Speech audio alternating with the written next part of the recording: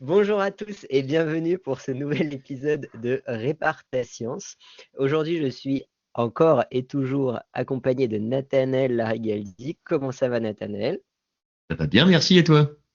Ça va, ça va, ça va, ça va, ça va. Après cette discussion endiablée pré-article sur les articles, ça va super. Et aujourd'hui, bon, je fais la blague ou je fais la blague. On est pour la première fois avec Yvan Sonchon. Songeons. Songeons, pardon. Oh là là, en plus, c'est la première fois que je te vois, alors c'est vraiment la première fois que je te vois. Non, crève l'abcès, faut le dire, on n'en a pas discuté, il faut le dire. On a enregistré un épisode ensemble et au moment où je devais sortir l'épisode, je suis là, j'ai regardé dans mes dossiers, j'ai regardé en ligne, j'ai regardé. Impossible à trouver. L'épisode qu'on a enregistré est complètement disparu, mais c'est pour la bonne cause parce qu'on est super content de t'avoir avec nous. Est-ce que, bon, tu t'es déjà présenté la dernière fois, est-ce que du coup tu peux te représenter pour nos éditeurs qui, eux, de ce fait, ne te connaissent pas forcément? Oui, effectivement, bah oui, je peux me représenter. Donc, je suis Yvan Songeon, je suis doctorant en neurosciences au Centre de recherche en neurosciences de Lyon. Je suis en dernière année de thèse, donc je fais une thèse sur le développement de la douleur chronique dans un paradigme de cognition sociale. Donc, on étudie vis-à-vis de certains concepts et de notions de la cognition sociale, comment on pourrait expliquer que la douleur se développe et persiste. À côté de ça, donc j'avais fait un master 2 en méthodologie de recherche, et pas mal de formations sur la science ouverte et la métascience et notamment une formation aussi en tout un cursus d'un semestre en épistémologie et histoire des sciences. Donc c'est pour ça que je m'intéresse pas mal à, toutes ces questions que vous traitez dans le podcast et notamment dans le champ de la douleur et dans le champ de la cognition sociale, il y a aussi pas mal de boulot à faire. Je suis à mi-temps sur ma thèse, donc je suis sur une thèse à mi-temps parce qu'à côté, en fait, je suis cadre, de recherche, dans un hôpital psychiatrique où justement j'organise la recherche au sein de l'hôpital et j'accompagne sur des aspects un peu méthodologiques des soignants ou des personnes, des salariés de l'hôpital qui seraient intéressés pour se lancer dans un projet de recherche, donc plutôt en psychiatrie pour le coup. Et puis, initialement, à la base de tout ça, je suis aussi kinésithérapeute et c'est pour ça on va parler de ces articles aujourd'hui, bien que mon activité de kinésithérapie est vraiment minuscule parce que je travaille quasiment plus. Mon objectif, c'est, pour le moment, j'ai plus trop le temps de faire de la kinésithérapie. Effectivement, comme mon objectif, c'est de poursuivre ma carrière plutôt dans la recherche, c'est de réduire ce temps de kinésithérapie. Est-ce que Mais tu c'est disais si pour ça. tu donnais des formations en école de kinésithérapie? Alors, j'enseigne à l'université Lyon 1. Aux kinésithérapeutes, mais j'enseigne aussi à d'autres professions de rééducation, à des infirmiers, et j'enseigne dans un master aussi de neurosciences. Et donc j'enseigne plusieurs matières. Donc là, la matière qui peut nous intéresser aujourd'hui, c'est que j'enseigne les biostatistiques aux kinésithérapeutes. Donc on reste quand même sur des choses assez Waouh! basiques, hein. C'est des statistiques descriptives et des stats inférentielles hein, que je leur enseigne. C'est plutôt pour leur mémoire, pour les aider un peu à avoir une introduction, ce qu'ils peuvent faire pour leur mémoire. Et à côté de ça, bah, du coup, j'enseigne aussi les neurosciences de la douleur. J'enseigne un petit peu d'épistémologie, et notamment au sujet du développement du modèle biopsychosocial dans le soin. J'ai un petit truc aussi sur le modèle de evidence-based practice pour expliquer justement comment allier les données des sciences par rapport à une pratique clinique et aussi par rapport aux besoins et au consentement des patients. Donc voilà, c'est quelques cours que je donne. Et puis si je donne aussi des cours de philo-éthique, de philosophie et éthique avec une psychologue éthicienne, je sais pas si on dit comme ça, aux Non, mais on va pas te étudiants corriger non plus, donc qui justement fait partie d'un CPP et avec laquelle du coup elle apporte plus le côté clinique, moi j'apporte un petit peu plus le côté recherche pour donner des cours d'éthique à des soignants. CPP, Comité de protection des personnes, qui, en fait, quand tu veux faire de la recherche, il faut envoyer un formulaire et qu'ils aient l'accord pour être sûr que on puisse faire des recherches de manière éthique. Pour les C'est personnes qui ça. ne savent pas ce que c'est qu'un CPP. Alors c'est très particulier aux essais cliniques. C'est uniquement dans le Oui. cas des essais cliniques. Ou sinon, c'est des comités d'éthique plus standards. Ouais. Mm. Et à côté de tout ça, est-ce que tu as le temps d'avoir une vie personnelle? Parce que tu as l'air d'avoir une vie professionnelle incroyablement remplie, c'est très impressionnant. Claire. Alors, je vous cache pas que je suis très heureux de faire une thèse en 6 ans, parce que le fait d'avoir une thèse à mi-temps, ça laisse quand même pas mal de temps de pouvoir gérer le reste à côté, bien que là, je commence à en avoir marre. Techniquement, en fait, j'ai jusqu'à 2027 pour finir ma thèse, mais là, on a vu avec mes directeurs de thèse que j'étais pas mal avancé pour pouvoir potentiellement essayer de soutenir ma thèse début 2026. Ça peut être plutôt pas mal. Comme ça, ça fera déjà un truc en moins à gérer. Mais oui, Après, j'ai tu quand en même rajouteras d'autres. oui, c'est bien ce qui me fait peur, parce que ça commence déjà en fait. Mais oui, j'ai un petit peu de temps parce que j'ai quand même une vie de famille à côté. Je suis plus tout jeune, donc ça c'est un peu mon point de bataille, c'est quand même de garder du temps pour ma vie de famille. C'est pas toujours facile dans la recherche, malheureusement. Ouais. Bah, par exemple, voilà, là où moi je fais un petit peu l'impasse. Alors après, ça va aussi avec mes valeurs personnelles, qui est que je limite les congrès auxquels je participe. Parce que bah, déjà, ça me fait partir loin, donc je suis un petit peu plus loin de ma famille. Et T'aimes pas trop parler puis, aux gens. de quoi? T'aimes pas trop parler à des gens non plus, donc C'est ça, surtout en anglais. Non, et puis surtout, bah là, par exemple, moi j'ai une partie de mon équipe qui va partir au Japon pendant moins d'une semaine, parce qu'on fait un projet avec des universités au Japon, et moi j'étais pas trop dans l'idée, parce que déjà ça tombait sur une mauvaise période, parce que ça tombe sur l'anniversaire de ma fille, donc j'avais pas trop envie de partir Ouais. à ce moment-là. Et puis j'avais pas trop envie de partir au Japon pour 5 jours. Prendre l'avion, faire 14 heures de ah ouais. vol, 5 jours, revenir. Déjà d'un point de vue climatique, je trouve que c'est pas forcément évident, même si je peux comprendre que l'intérêt du présentiel, de se rencontrer, etc., pour faire avancer les projets, c'est aussi important. Mais Ouais. ouais, c'est pour ça que je fais pas mal de congrès plutôt en France, en Belgique, les trucs que je peux atteindre en train. Mais j'évite trop les congrès. Et puis de toute façon, le dernier congrès de neurosciences que j'ai fait, j'étais déçu parce que j'ai voulu me faire un cursus neurosciences computationnelles et j'ai rien compris à chaque conférence à partir de la troisième diapo. J'ai eu un petit peu la même expérience aussi à une époque où j'étais parti aux États-Unis pour ça et c'était assez particulier. Ah ouais, C'était ouais, que des physiciens qui donnaient cours. Enfin, la moitié des cours, c'était des physiciens du coup qui faisaient ça et on était tous paumés en fait. Des énormes calculs matriciels qui prenaient des slides entières et genre aucune explication intuitive, quoi que ce soit, ultra mathématique. C'était vraiment genre, oula. c'est ça. Euh... Le Donc créateur de après. ChatGPT 2.0 n'est pas parmi nous aujourd'hui, je tiens à vous le dire. Mais c'est vrai quoi, c'était une expérience. Je l'ai faite, voilà, j'ai rencontré ce qui était sympa, c'était les soirées, à rencontrer quelques postdocs. Mais Ah, il a effectivement, vécu, il va pas tout nous raconter, mais à mon avis, il a du vécu. non, ça va. Mais effectivement, ouais, le cursus neurosciences computationnelles, je pense que j'en ferai ça peut-être dans 10 ans, mais Ouais, c'est particulier. Mm. Est-ce on attaque la lecture de l'article? Première question, qui est la question que je pose tout le temps parce qu'elle est facile. Pourquoi tu as choisi en fait cet article? Alors qu'on le dise tout de suite, il n'y a pas un article. On a fait beaucoup d'efforts. On a lu un article et deux commentaires d'articles qui sont pas plus simples ni plus courts à lire que l'article en lui-même. Voilà, Yvan, raconte-nous l'histoire de comment tu es arrivé à découvrir cette pépite, parce qu'il faut le dire, là on est vraiment sur du top tiers des podcasts qu'on va faire. alors en fait, du coup, c'est une longue histoire parce que ça date du premier podcast. C'était quand tu m'avais contacté et que tu m'avais donné comme consigne de vous trouver des articles qui sont un peu métasciences, sciences ouvertes, dans le domaine de la kinésithérapie ou de la rééducation en général, et qui étaient pas plus vieux que 2023. Ça, c'était les conditions au départ. Et en fait, donc quand j'ai cherché, bah, il y a pas grand-chose. En fait, la kinésithérapie, ou alors je suis pas tombé sur la littérature à ce moment-là, mais en tout cas, la kinésithérapie n'a pas l'air d'être encore trop dans ces questionnements autour des méthodologies et notamment des notions de sciences ouvertes. Et je suis tombé sur 2 articles, donc celui d'aujourd'hui et puis celui du premier podcast. Et en fait, celui du premier podcast était de 2023 et celui d'aujourd'hui est de 2022. Donc comme il rentrait pas dans les critères, je vous ai proposé l'autre la dernière fois, mais du coup, comme ça a planté, bah, je vous propose celui-là aujourd'hui. Parce que je le trouve quand même assez intéressant, parce que je pense que c'est un article qui ne se limite pas qu'au domaine de la kinésithérapie, Alors ça fait parler dans le domaine de la kiné, enfin, en tout cas dans l'édition, je dirais, dans les revues et dans l'édition de la kinésithérapie. Mais je pense que ça peut vraiment intéresser d'autres domaines qui sont confrontés aux mêmes problématiques.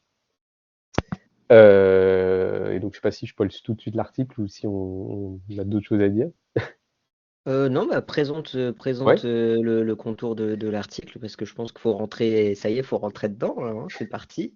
Alors, du coup, l'article initial, en fait, c'est un article qui a été publié en juin 2022 dans la revue Physical Therapy, je crois. Si je vous dis pas de Oui, c'est bêtises. ça, oui. Du Il me coup, c'est la semble. plus grosse, enfin, c'est une grosse revue C'est de une grosse kiné. revue dans le domaine de la kinésithérapie. Et en gros, c'est une sorte de regroupement d'éditeurs qui ont voulu, donc c'est la Société internationale des éditeurs en kinésithérapie, justement, qui s'est regroupée pour donner des politiques, plus que des recommandations, en fait, c'est des politiques autour de l'utilisation des tests statistiques, et notamment sur les modèles de stats qui sont basés sur les tests d'hypothèse nulle. Des politiques éditoriales, c'est-à-dire Voilà, comment on doit rédiger des articles à soumettre dans les revues de kiné, quoi. c'est ça. Et donc, ils établissent comme ça, alors, ils redéfinissent un petit peu ce que c'est que dans l'article, ce que c'est que les statistiques inférentielles. Et après, ils établissent un tableau, dans le premier tableau, 5 critères qui sont pour eux des problèmes, justement, liés à ces tests d'hypothèse nulle. Et par la suite, donc, ils donnent une alternative à qu'est-ce qu'on pourrait faire pour se défaire, justement, de ces tests statistiques d'hypothèse nulle. Et derrière, ils expliquent bien, donc ils explicitent à la fin que ça va être une politique éditoriale, justement, que les revues vont conditionner la publication des articles à ça. Et donc, à la suite de cet article, il y a eu 2 commentaires de 3 chercheurs, qui d'ailleurs sont à peu près similaires au départ. Sur certains points, ils se recoupent, je trouve. Tu veux dire dans les arguments? Ouais, dans les arguments. Oui, oui, oui, oui, ouais.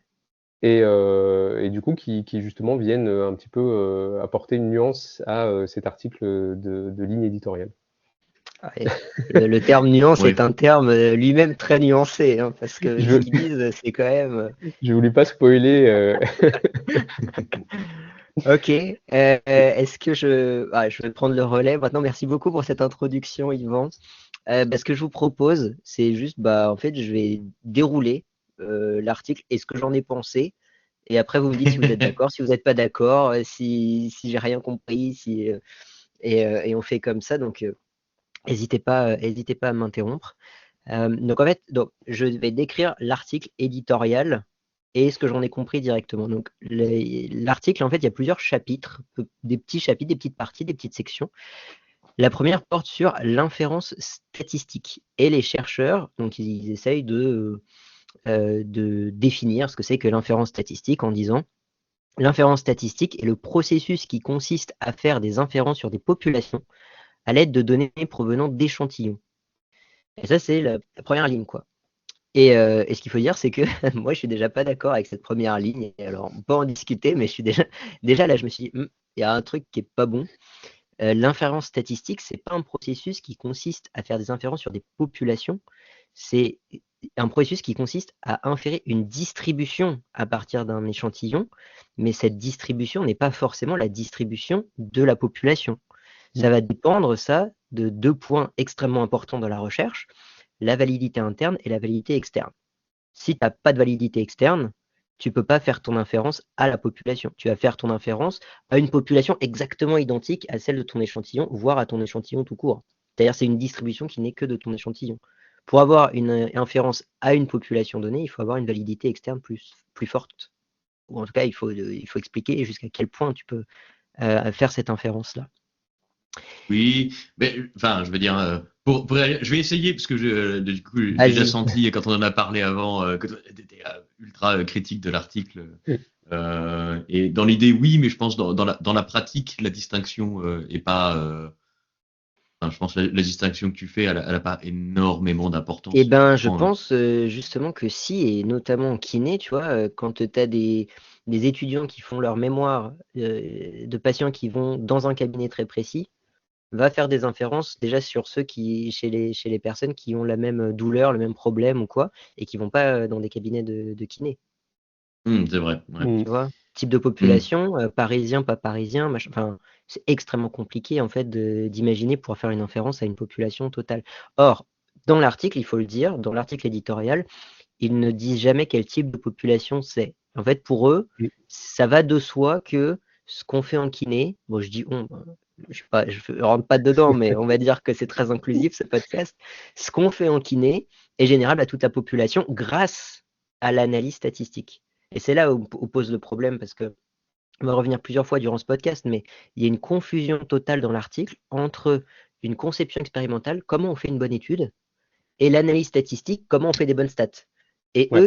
eux, ce qu'ils répondent systématiquement, on va le voir systématiquement, c'est pour faire une bonne étude, il faut faire des bonnes stats, mais peu importe la conception expérimentale de base.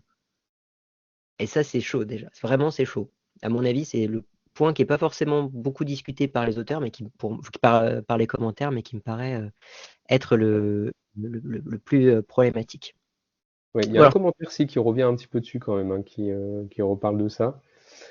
Mais effectivement, il y a cette notion. Alors eux, ils donnent, pour expliquer l'inférence statistique, ils donnent l'exemple de l'AVC. Mais Ouais. il y a un des commentaires qui donne l'exemple des infiltrations de glucocorticoïdes dans le genou. Donc on voit qu'on est quand même sur des populations aussi qui sont très très différentes, très variées. Ouais. Et puis comme tu disais, effectivement, en fonction du lieu d'exercice, et je sais pas si j'ai des étudiants qui écouteront ce podcast. En tout cas, si vous écoutez, écoutez bien. Parce qu'effectivement, bah, cette notion d'aller faire un mémoire sur une population issue d'un cabinet, bah, la validité externe, effectivement, est extrêmement limitée. Et ce que disent, donc tu parlais de cet exemple d'AVC, moi j'ai traduit une phrase des chercheurs juste après cet exemple de l'AVC. Ils disent: les chercheurs doivent donc utiliser leur analyse statistique des données de l'échantillon pour déduire ce que le résultat est susceptible d'être dans la population. C'est pas l'analyse statistique qui te permet de savoir quel est le résultat dans la population. C'est très exactement la validité externe. Mm. C'est très exactement des indicateurs qui te permettent de dire à quel point la CSP, le genre, le type de personne qui vient dans mon cabinet est similaire à ma population générale. Mm. Et eux disent très exactement, c'est en utilisant l'analyse statistique des données de l'échantillon qu'on peut le déduire. Come on. Premier paragraphe. Peut-être pour préciser, CSP, c'est la classe socio-professionnelle. Oui, oui. Alors, on peut mettre le genre, l'origine ethnique, l'endroit où on est, quoi. Si on est plutôt rural, plutôt urbain, forcément, tout ça, ça change vachement l'efficacité que peut avoir une technique sur toi. Et puis aussi tes croyances. C'est-à-dire à quel point déjà tu trouves que la kiné, ça fonctionne bien, ou il vaut mieux voir un ostéo, ou il vaut mieux voir d'autres choses, etc. Forcément, ça joue aussi sur l'efficacité. Mais ça Bref. recoupe, ta critique, ça revient avec la critique qu'on retrouve aussi notamment en sciences cognitives ou en psychologie sur la notion de population weird, Ouais. où la Ouais. majorité des études dans ces domaines, elles sont faites sur une population qui est dans des pays occidentalisés, démocratiques, qui est une population riche, qui est une population plutôt blanche, etc., qui est éduquée. Et donc on ne peut pas l'extrapoler à la population plus globale terrestre, on va dire. Ouais. Et puis il y a cette idée que cette population weird est déjà ce qu'on appelle une donnée aberrante dans toute l'humanité. C'est-à-dire Mm. que c'est une extrême sur certains aspects qui est très différent en fait du reste de l'humanité. Ça revient exactement à la même chose. Si ce n'est que là, on peut dire que c'est peut-être un peu moins marqué. Peut-être parce qu'une douleur, enfin voilà, quand tu as mal au dos, tu as mal au dos. Un peu tout le monde de la même façon. Et probablement plus ou moins pour les mêmes raisons. Donc peut-être que quand même c'est un peu moins problématique. Bon, j'en sais rien, c'est toi qui es kiné, c'est pas nous. Mais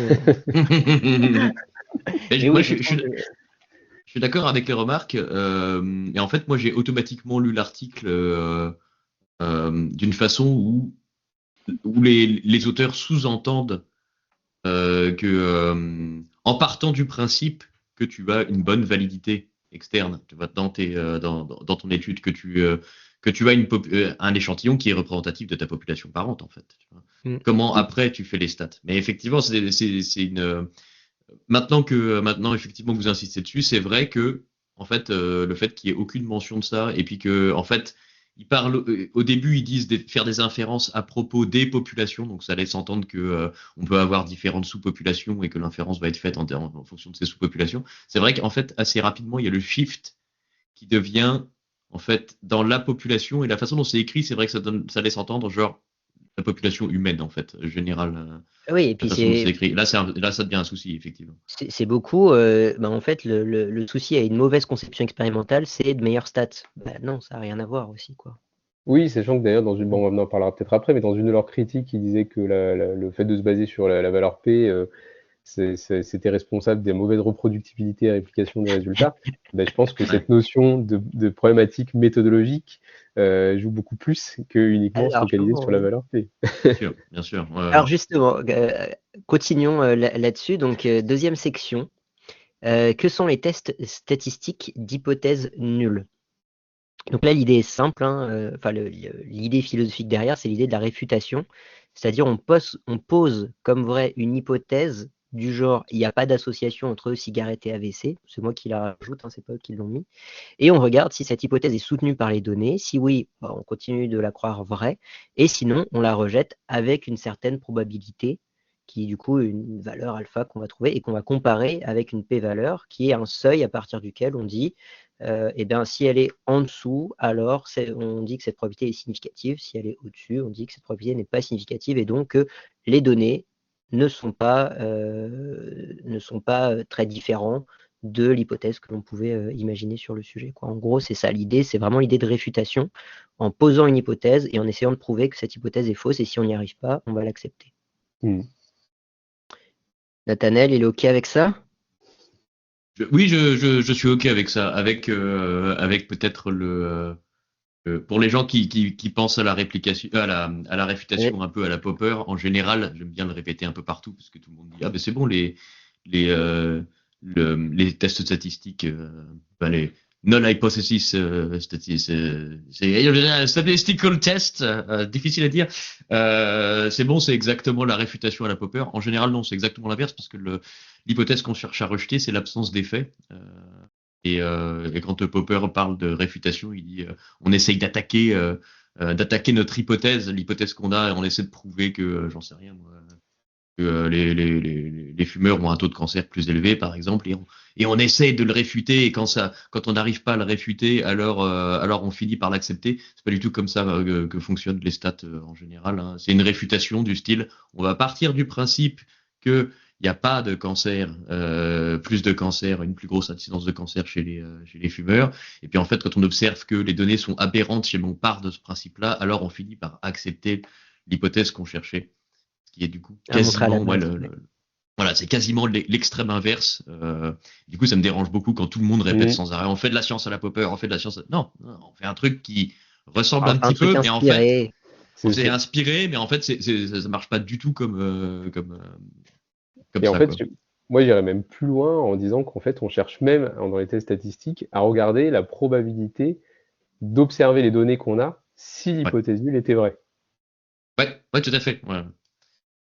Et en gros, Oui, c'est ça. si on est sous une certaine probabilité qui est très faible, eh ben, on part du principe qu'on peut admettre que l'hypothèse nulle n'est pas vraie, puisque justement, ça paraît improbable d'observer ces données sous cette hypothèse nulle vraie. Et Exactement. c'est Ouais. un des commentaires qui est fait et qui est tout à fait juste, et c'est un commentaire en psychologie qu'on a depuis les années 60, Paul Mell, qui est de dire, en fait, l'hypothèse nulle, elle est toujours fausse. Donc en fait, à quoi ça sert qu'on fasse des tests et des expérimentations pour prouver qu'un truc faux est faux? Ouais. Et on en est toujours là. Ça fait 50 ans, 60 ans et on est toujours bloqué avec ces trucs-là parce qu'en fait, bon là on revient à l'article. Ce qui compte pour les chercheurs, c'est de trouver des indicateurs très faciles à comprendre, et la p-valeur, c'est un indicateur très facile à comprendre. On met un seuil, 0,05. Si c'est en dessous, c'est significatif. Si c'est au-dessus, c'est pas significatif. Alors, juste pour dire ce à quoi signifie la p-valeur, en gros, c'est un indicateur de la capacité du modèle que l'on a à être reproduit, sachant qu'un modèle, bon, c'est un modèle statistique, ça comprend une hypothèse, donc ce dont on vient de parler, mais aussi la puissance statistique du test, donc le nombre de participants, le nombre de participants, la qualité du test en lui-même, donc à quel point le test est discriminant entre les personnes, etc. Et puis, qu'est-ce que j'ai oublié? La puissance, le nombre de participants. Oui, la puissance, le nombre de participants, toutes les capacités, toute la qualité du modèle, et puis la p-valeur. Oui, il y a tout ça dans le modèle. Donc en fait, la p-valeur ne teste pas directement l'hypothèse, elle va tester le modèle et la capacité du modèle à être reproduit. Et donc si le modèle est facilement reproduit, ben, on dit que l'hypothèse est vraie, etc. Mais en fait, il y a quand même tout un tas de, de petites étapes du processus entre qui ne permet pas forcément de faire un lien direct entre p-valeur et hypothèse. Or, le test d'hypothèse nulle, lui, il est en train de te dire, ben, en fait, on peut tester directement une hypothèse à partir d'une p-valeur. Le problème, c'est que le test d'hypothèse nulle, les statisticiens adorent ça, mais les statisticiens partent du principe que la puissance, c'est toujours la maximum possible, que le nombre de participants, il est toujours très très grand, suffisamment grand pour pouvoir tester la p-valeur correctement, que nos mesures sont extrêmement précises, etc. Donc oui, dans ce cas-là précisément, la p-valeur a un lien direct avec l'hypothèse qu'on teste. Mais c'est rarement le cas et en psycho et en kiné. Donc c'est déjà, Oui, un raccourci parce que dans qui la est vraie vie, fait, ça se qui est passe fait très pas bien. comme ça. Bah ouais, c'est ça, c'est ça. Et donc Pour ma là, thèse, j'ai une étude où je dois inclure 48 participants. Bah, je peux vous dire que je suis au bout de ma vie, hein, pour inclure ces 48 là, tu as participants. intérêt à avoir une grosse taille d'effet pour avoir. Et c'est ça le dernier point qu'il y a dans le modèle, c'est la taille de l'effet. Ouais. J'ai oublié de mentionner. C'est vrai que là, tu as intérêt d'avoir une grosse taille d'effet pour pouvoir le détecter, quoi. Bon courage. Et alors, ce que disent Il me les reste 2 personnes à auteurs. inclure. Ah bon, t'es quasiment à la fin. Ce que disent les auteurs, là, c'est une nouvelle dinguerie. Ils disent une petite p-valeur est interprétée comme une indication que le résultat est d'une certaine manière plus crédible. Et alors là, ça pose vachement question, cette phrase, qu'il y a un lien entre la p-valeur et la crédibilité, parce qu'en fait, Mmh. il y a deux philosophies d'interprétation de la p-valeur. Il y a la philosophie de Fisher et la philosophie de Niemann-Pearson, qui sont deux manières différentes d'interpréter la p-valeur. Et si on s'intéresse à la philosophie de Niemann-Pearson, euh, eux disent on ne peut pas interpréter une p-valeur comme étant un lien avec une crédibilité d'une hypothèse ou quoi que ce soit. Ce qui va rendre l'hypothèse plus crédible, c'est quand on fait plein de réplications, comment se distribuent les p-valeurs. Si toutes les p-valeurs sont toutes très inférieures à 0,05, genre 0,01, 0,01, etc., alors ça rend plus crédible l'hypothèse. Mais pour ça, il faut répliquer. Et une p-valeur n'indique rien du tout. Ce que dit Fisher, de l'autre côté, c'est que la p-valeur est un indicateur de la capacité à répliquer un modèle.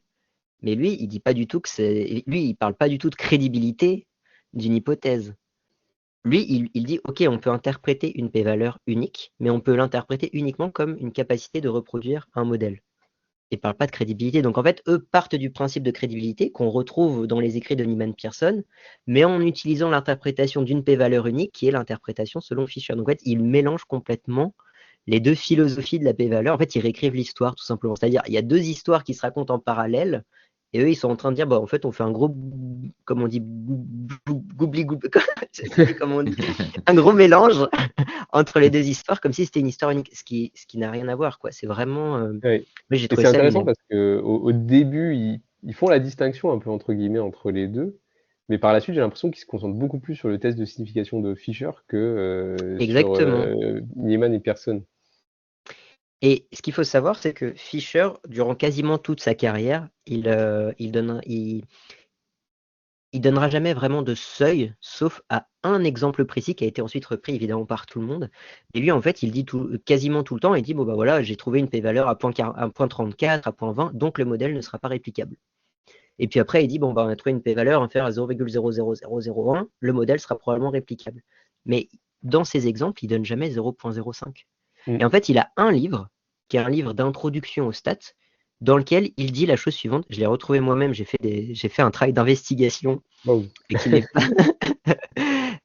Où il dit si P est super. Non, pardon, c'est en dessous. Il dit.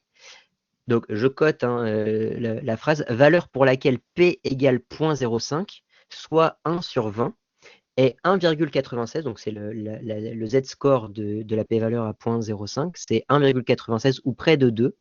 Il convient de prendre ce point comme une limite pour juger si un écart doit être considéré comme significatif ou non. Donc là, clairement, il dit P inférieur à 0,05 significatif. La phrase suivante, c'est « Les écarts supérieurs à 2 fois l'écart type sont donc formellement considérés comme significatifs. En utilisant ce critère, nous ne devrions être amenés à suivre un résultat négatif qu'une seule fois sur 22 essais, même si les statistiques sont le seul guide disponible. » Attention, de petits effets échapperaient encore à l'attention si les données n'étaient pas assez nombreuses pour les faire ressortir, mais aucun abaissement du critère de signification ne résoudrait cette difficulté. En gros, ce qu'il dit, on peut prendre cette p-valeur inférieure à 0.05 comme critère de significativité parce que ça protège du risque de faux positifs, de faux négatifs, pardon. Non, je suis perdu. Non, de Nathanaël, faux j'aurais besoin de positifs, ton non. aide. On protège de l'erreur de type 1, tu veux dire? De l'erreur de type, oui, de faux positifs. C'est faux positif, faux positif. Ouais, Oui, c'est oui, faux oui. positif. Ouais. Et, mais uniquement quand il y a suffisamment de participants. Et ça, c'est un point hyper essentiel qui n'est absolument pas discuté dans l'article éditorial, parce que eux, ils sont, comme tous les articles éditoriaux, en mode P inférieur à 0,05, c'est là où on décide de si significatif. C'est pas ce que dit Fisher. Fisher a dit on peut prendre en compte cette valeur-là uniquement s'il y a un nombre suffisant de participants. Je répète la phrase, des petits effets échapperaient encore à l'attention si les données n'étaient pas assez nombreuses pour les faire ressortir. Et on rappelle que Fisher n'est pas un chercheur en kiné ni un chercheur en psycho, c'est un chercheur dans le monde agricole qui avait accès à des milliers et des milliers de données sur des hectares et des hectares de tests d'engrais, etc., etc. Le mec, jamais ça lui serait venu à l'idée de faire des tests sur 20 personnes, quoi.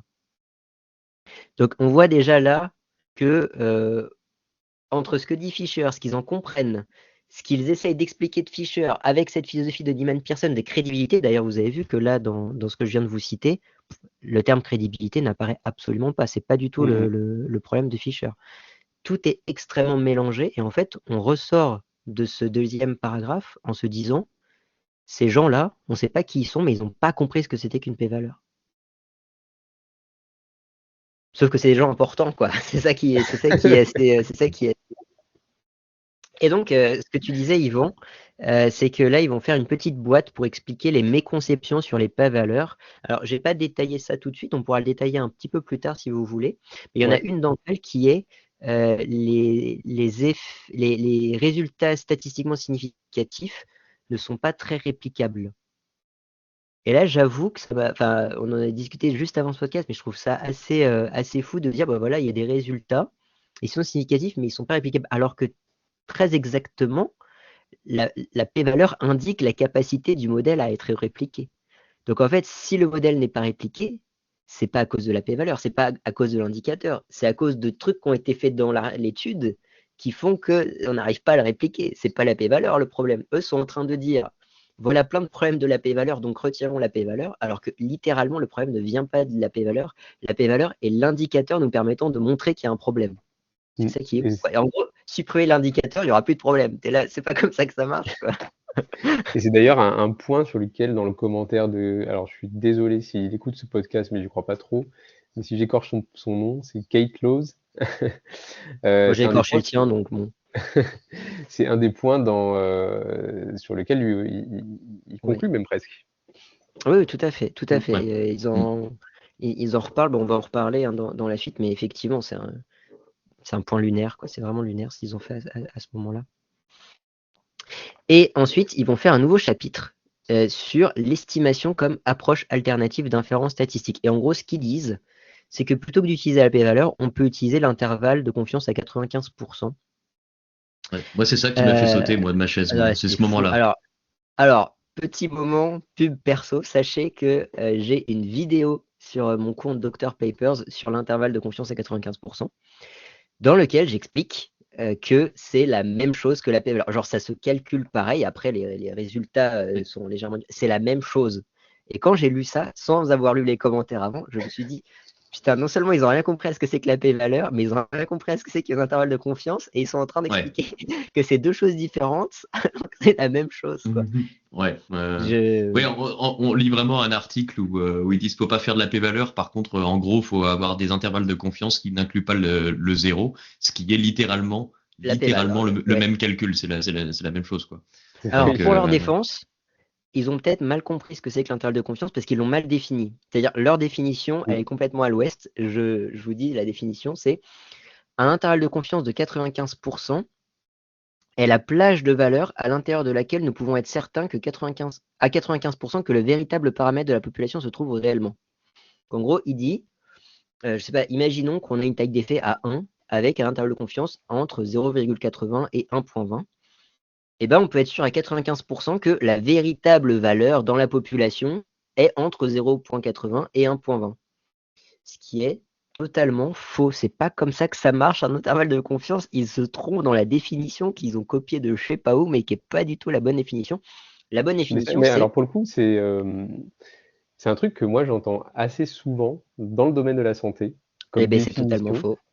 Parce que, alors peut-être, je sais pas qui la population qui écoute le podcast, mais l'idée c'est que quand on fait une étude, pour extrapoler, en fait, ce qu'on recherche, c'est ce qu'on appelle le paramètre populationnel. En gros, c'est, je sais pas, si on veut connaître la tension artérielle sur la population, bah, on va se baser d'un échantillon et on va essayer d'extrapoler les résultats de cet échantillon à la population générale, parce que on pourra jamais aller mesurer d'un point de vue physique la tension artérielle de tous les êtres humains sur Terre. Euh, et l'idée, c'est ça, c'est en gros, eux, comme ils l'expliquent, c'est que la vraie valeur de la tension artérielle des êtres humains sur Terre, elle a 95% de chances de se trouver dans la fourchette de l'intervalle de confiance. Et ben, en fait, si tu veux utiliser cette interprétation-là, c'est l'interprétation de l'intervalle de crédibilité, ce qui n'a Mm. rien à voir, qui se calcule pas pareil. L'intervalle de crédibilité, c'est un intervalle bayésien. Et bah, ça se calcule pas pareil, ça n'a rien à voir. Mais dans la santé, on n'est pas sur du bayésien, hein, très honnêtement. Tu regardes la plupart des études qui sont faites en médecine, en kinésithérapie ou dans d'autres domaines, on est quand même bien sur des statistiques fréquentistes. Et d'ailleurs, là, ils le disent dès le départ, hein, qu'on est sur des statistiques fréquentistes aussi. oui, alors tu peux faire des statistiques fréquentistes et produire un intervalle de crédibilité sur un estimate qui lui est Mm. fréquentiste. C'est possible, mais l'algorithme qui tourne pour derrière te trouver l'intervalle de crédibilité, lui, il sera forcément bayésien. L'intervalle de confiance, qu'est-ce qu'elle te dit? Donc, on peut donner la bonne définition. C'est si on reproduit 100 fois la même étude, alors le paramètre de la population générale devrait se trouver dans 95% des intervalles que tu as créés. Est-ce que l'intervalle que tu as créé dans ton étude à toi est dans les 95% ou pas? Tu n'en as aucune idée. C'est ça. Et Donc en d'ailleurs, si fait, ça se jamais, trouve, le paramètre de la population, il est parfaitement à l'extérieur de ton intervalle à toi. Pour ça, il faudrait répliquer pour le savoir. Il faudrait répliquer au moins 5 fois pour être à peu près sûr. Mais en fait, il faudrait répliquer au moins 100 fois pour être vraiment sûr. Mm. Ce qui d'ailleurs est très exactement la même philosophie que la distribution des p-valeurs selon Lyman Pearson, qui est, il faut voir la distribution des p-valeurs pour être sûr de savoir si on a bien capturé l'effet ou pas. C'est la même chose. C'est la même chose. Donc en Et fait, là, oui. Alors moi, ça me euh, rassure. Ça me rassure parce que c'est la définition de l'intervalle de confiance que je donne à mes étudiants en cours. Donc écoutez bien le podcast. Yvan est un bon prof, d'accord? Il a été validé par Nathanaël et moi. Non, mais parce que moi, j'avais tellement galéré aussi à comprendre cette notion d'intervalle de confiance qu'effectivement, j'ai mis C'est du une temps avant de notion qui est trouver pas, une défi. qui est pas Ouais. logique, quoi. C'est quasiment, c'est très compliqué à comprendre et ça n'a aucun intérêt. Moi, ce que je dis aux étudiants en psychologie, c'est que l'intervalle de confiance, c'est vachement utile en recherche. Ça n'a aucun intérêt pour des praticiens. Et je comprends pas pourquoi on donne l'intervalle de confiance. Par exemple, dans le test du QI, on donne un intervalle de confiance. Mm. L'intervalle de confiance du test de QI n'a aucun intérêt pour un praticien. Savoir si, euh, enfin, imaginez que le participant refasse un test de QI pour vérifier que son QI est bien entre les deux intervalles de confiance, c'est complètement stupide. On ne refait pas un test de QI deux fois, quoi. Ça n'a Et aucun c'est très sens. drôle ce que tu dis parce que moi, j'ai déjà lu des articles, notamment dans le domaine de la kinésithérapie, où c'est justement l'inverse. C'est genre, ils disent de ne pas se baser uniquement sur la taille d'effet ou sur la p-valeur, mais qu'il faut aussi prendre en compte, dans notre interprétation, l'intervalle de confiance. L'intervalle de confiance et la p-valeur, c'est la même chose. Donc si tu dis Eh je ne oui, prends pas oui. en compte la p-valeur, t'as pas besoin d'avoir les deux, quoi. C'est vraiment. Non, mais je suis Bon. assez d'accord avec toi. mais la difficulté d'interprétation d'ailleurs de l'intervalle de confiance qu'on donne, finalement, on l'interprète quasiment toujours exactement comme credibility. Bah tiens, je sais plus le terme en français qui est bayésien du coup. Bah en fait, c'est une des raisons principales pour lesquelles les gens aussi essaient de militer pour avoir un peu des stats bayésiennes, parce que moi les stats bayésiennes justement s'interprètent. Alors La méthodologie dedans, la façon de les faire, c'est beaucoup plus compliqué pour le chercheur. Par contre, l'interprétation des résultats des statistiques bayésiennes est beaucoup plus intuitive, puisque du coup, on est justement sur ce genre de choses où on peut commencer à dire si mes assumptions, si mes je sais pas, hypothèses Supposition. suppositions, voilà, sont vraies, alors j'ai mon paramètre, par exemple, dans la population générale, il y a 95% de chances qu'il soit dans cet intervalle. Et les stats bayésiennes permettent de le dire, mais par contre, il faut rajouter des suppositions pour pouvoir le faire. Et la supposition peut être minimale avec une idée que en fait on ne sait absolument rien sur la population avant et donc du coup on ne met aucune supposition claire, mais au moins tout est détaillé, c'est un des avantages des statistiques bayésiennes. Oui, ce qu'il faut dire quand même, parce que là, on va pas détailler comment fonctionnent les stats bayésiennes, mais justement, dans les packages R et tout ça, il y a en fait, il y a déjà des valeurs par défaut, donc c'est vraiment pas très compliqué, même si on n'a pas envie de se prendre la tête de créer des intervalles de crédibilité, c'est tout à fait possible sans trop connaître toute la théorie derrière les stats bayésiennes quand même, quoi. Et puis surtout, les sociétés savantes pourraient aussi créer des défauts en disant, ben voilà, on va prendre par défaut les croyances initiales un tel ou un tel pour ensuite dire, ben, on rend obligatoire les intervalles de crédibilité parce que c'est important pour nous de pouvoir parler de ce que l'on croit être juste dans la population générale. Typiquement dans l'exemple que tu as donné, Yvan, sur l'attention, etc. Tout à fait. À noter qu'avec un certain set de suppositions précis et une bonne taille d'échantillon, quand même les intervalles de crédibilité, les intervalles de confiance finissent par plus ou moins converger. Donc, ils ne sont pas non plus tout le temps complètement différents. Et c'est probablement une des raisons pour lesquelles il y a aussi de la confusion entre les deux. Je pense. Ouais. Oh, et puis aussi le fait que les intervalles de confiance étaient très utilisés pendant un certain temps. Et que en fait c'est aussi par défaut, c'est très facile de les trouver, alors que les intervalles de crédibilité c'est plus compliqué à trouver dans les logiciels statistiques, etc. Donc bon, Ouais, bref. Alors je continue mon petit brouillon et là en fait j'en avais gros sur la patate. Donc je dis, c'est là où j'ai commencé à m'inquiéter. Je me suis dit, l'article a été écrit par des éditeurs de la Société internationale de chercheurs qui ne connaissent pas ni les bases de la p-valeur ni celles de l'intervalle de confiance. Ça, je pense qu'on est tous d'accord là-dessus. Ils ne comprennent pas l'outil qu'ils utilisent tous les jours. On a l'impression d'être face à des boulangers qui n'ont jamais vu de pétrin ou d'un charpentier qui n'a jamais compris comment fonctionnait un marteau. C'est très perturbant pour moi de lire ça. C'est une note personnelle. Et je dis, voilà, c'est un point important parce que l'intervalle de confiance se calcule comme la p-valeur, ce qu'on a déjà dit beaucoup de fois, et donc ça n'a aucun intérêt de migrer la p-valeur vers l'intervalle de confiance si c'est pour dire la même chose. Et en gros, ça, c'est tous les arguments qu'ils vont donner dans le chapitre suivant qui s'appelle Interprétation des résultats de l'approche d'estimation, dans lequel ils ont fait aussi une petite boîte en disant voilà comment on calcule les intervalles de confiance, voilà pourquoi dans plein d'autres champs de recherche ils ont un problème avec la p-valeur, donc ils ont abandonné la p-valeur en utilisant l'intervalle de confiance et ça marche mieux pour eux, ce qui j'en suis pas du tout convaincu. Et donc, en gros, ce qu'ils disent, hein, c'est n'arrêtons pas le fait de faire des tests d'hypothèse nuls, c'est continuons de le faire, mais sans utiliser de p-valeur. C'est littéralement continuer de taper avec un marteau, mais cette fois, on n'utilise pas de clou, quoi. Le problème, c'est qu'on ne règle pas les problèmes associés à la p-valeur qui existent, et on peut en discuter, en prenant un autre indicateur qui, un, est tout à fait semblable à la p-valeur, et deux, pourrait même poser plus de problèmes, notamment de problèmes d'interprétation. Comme le disait Lakens, parce que j'aime beaucoup citer Paul Mell et Lakens, et parfois les deux en même temps, comme disait Lakens, la solution à une mauvaise utilisation de la p-valeur est une meilleure utilisation de la p-valeur. Ça, je crois que c'est quand même... on aurait pu arrêter le podcast ici et dire ça, mais on va aller plus loin. Mais si les gens ne comprennent pas la p-valeur, il faut qu'ils comprennent mieux la p-valeur. Qu'est-ce qu'on pourrait faire d'autre? Il ne faut pas juste abandonner parce que c'est trop dur à comprendre, quoi. Ouais. Et à la fin, ils disent quelque chose de très intéressant et de très vrai, mais ils le disent d'une manière assez absurde. J'ai noté le terme absurde. L'interprétation des estimations des effets du traitement et de leur intervalle de confiance repose sur la connaissance de l'effet le plus petit valable, parfois appelé différence minimale cliniquement importante.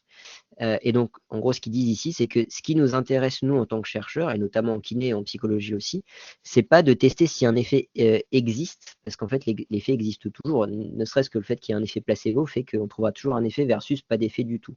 Ce qui nous intéresse, nous, c'est de savoir si, un exemple très bête mais très simple, une technique de kiné fonctionne mieux qu'un massage, sachant qu'on sait déjà que le massage va fonctionner.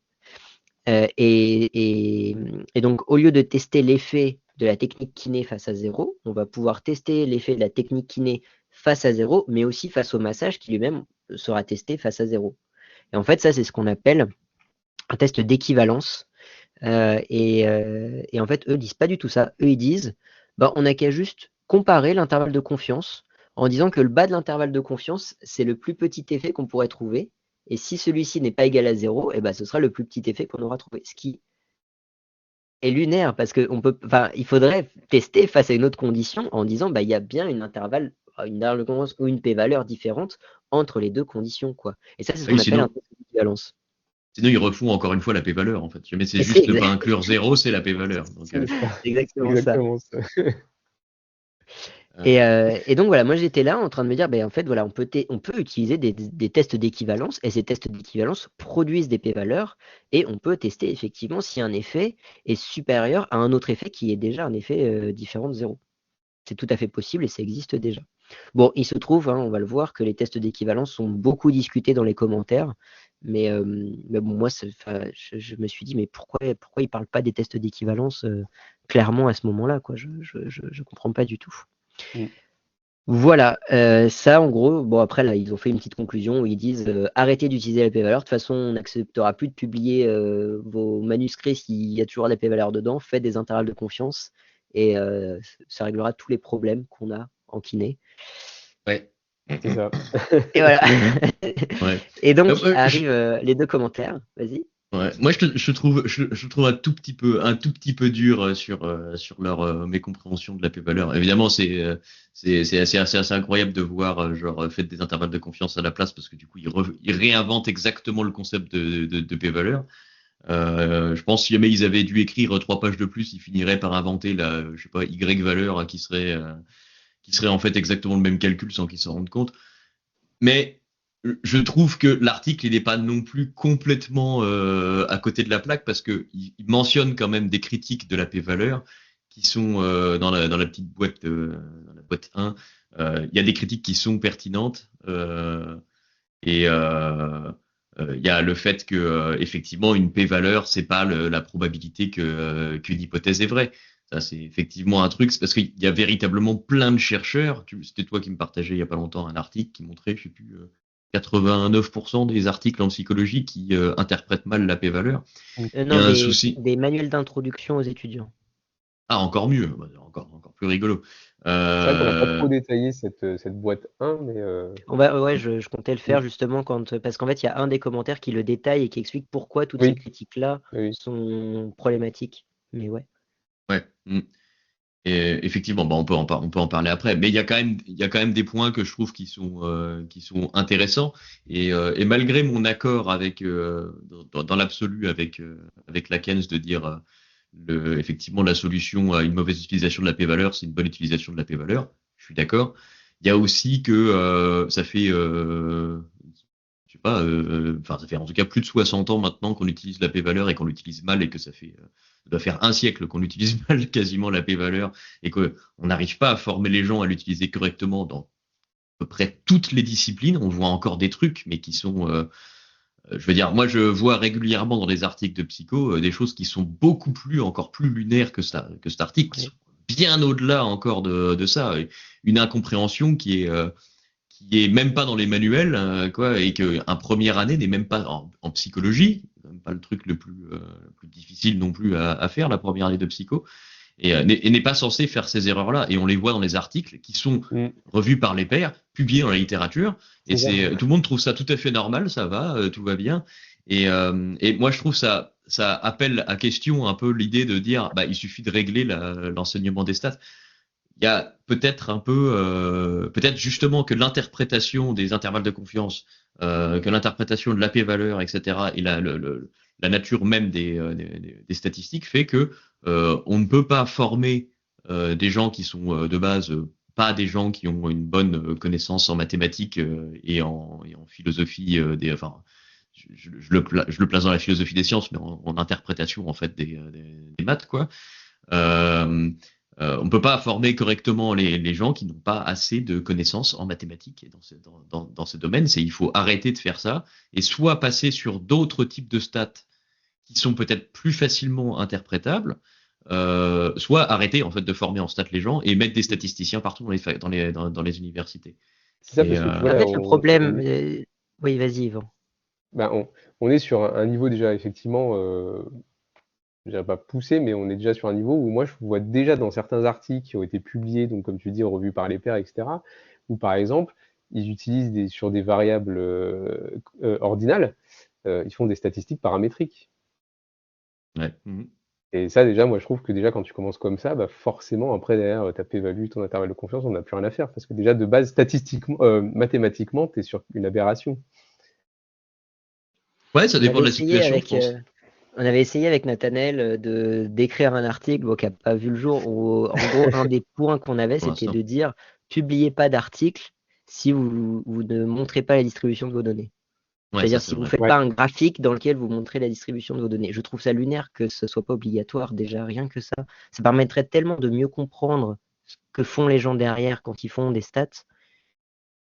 Et Ouais. ça paraît tellement simple à produire déjà. Il y a pas Mm. longtemps, on nous a reproché, on nous a plus ou moins traité d'incompétents parce que on a suggéré que à côté d'un résultat de corrélation, il fallait à minima regarder la distribution des données, juste regarder un graphe. Et on nous a traité d'incompétents parce que du coup, c'était genre regarder, genre eyeball les résultats. Alors que c'est tellement non controversé, ça, c'est même écrit sur Wikipédia qu'il faut le faire parce que tout le monde le sait. Je vais dire, Et pour le enfin, coup, les c'est statisticiens le font, quoi.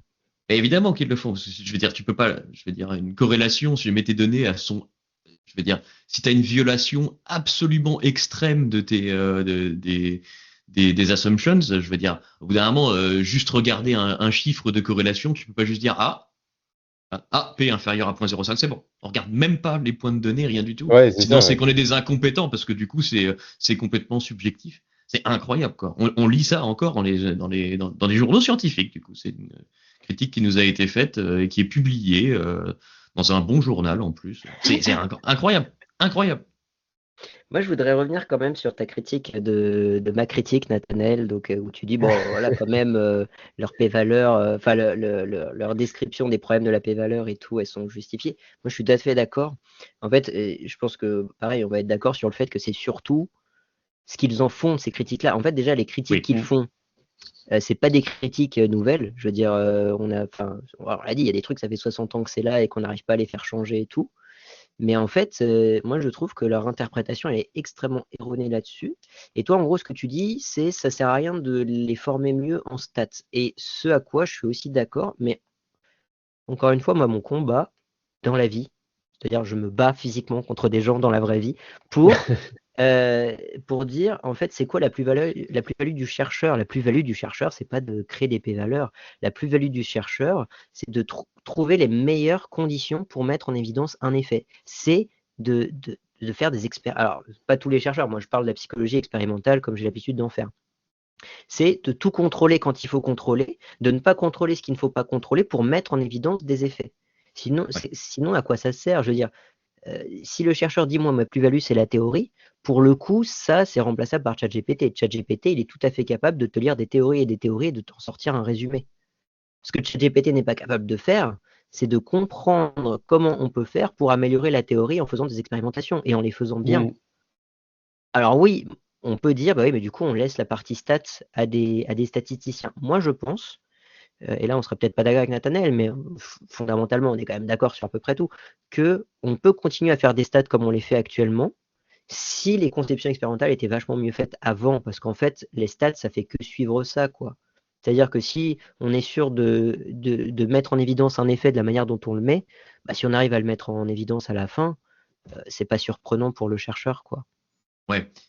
Et en Non, fait, je suis pas en désaccord foncièrement parce que je pense que je veux dire d'ailleurs il y a plusieurs commentaires qui le disent, hein.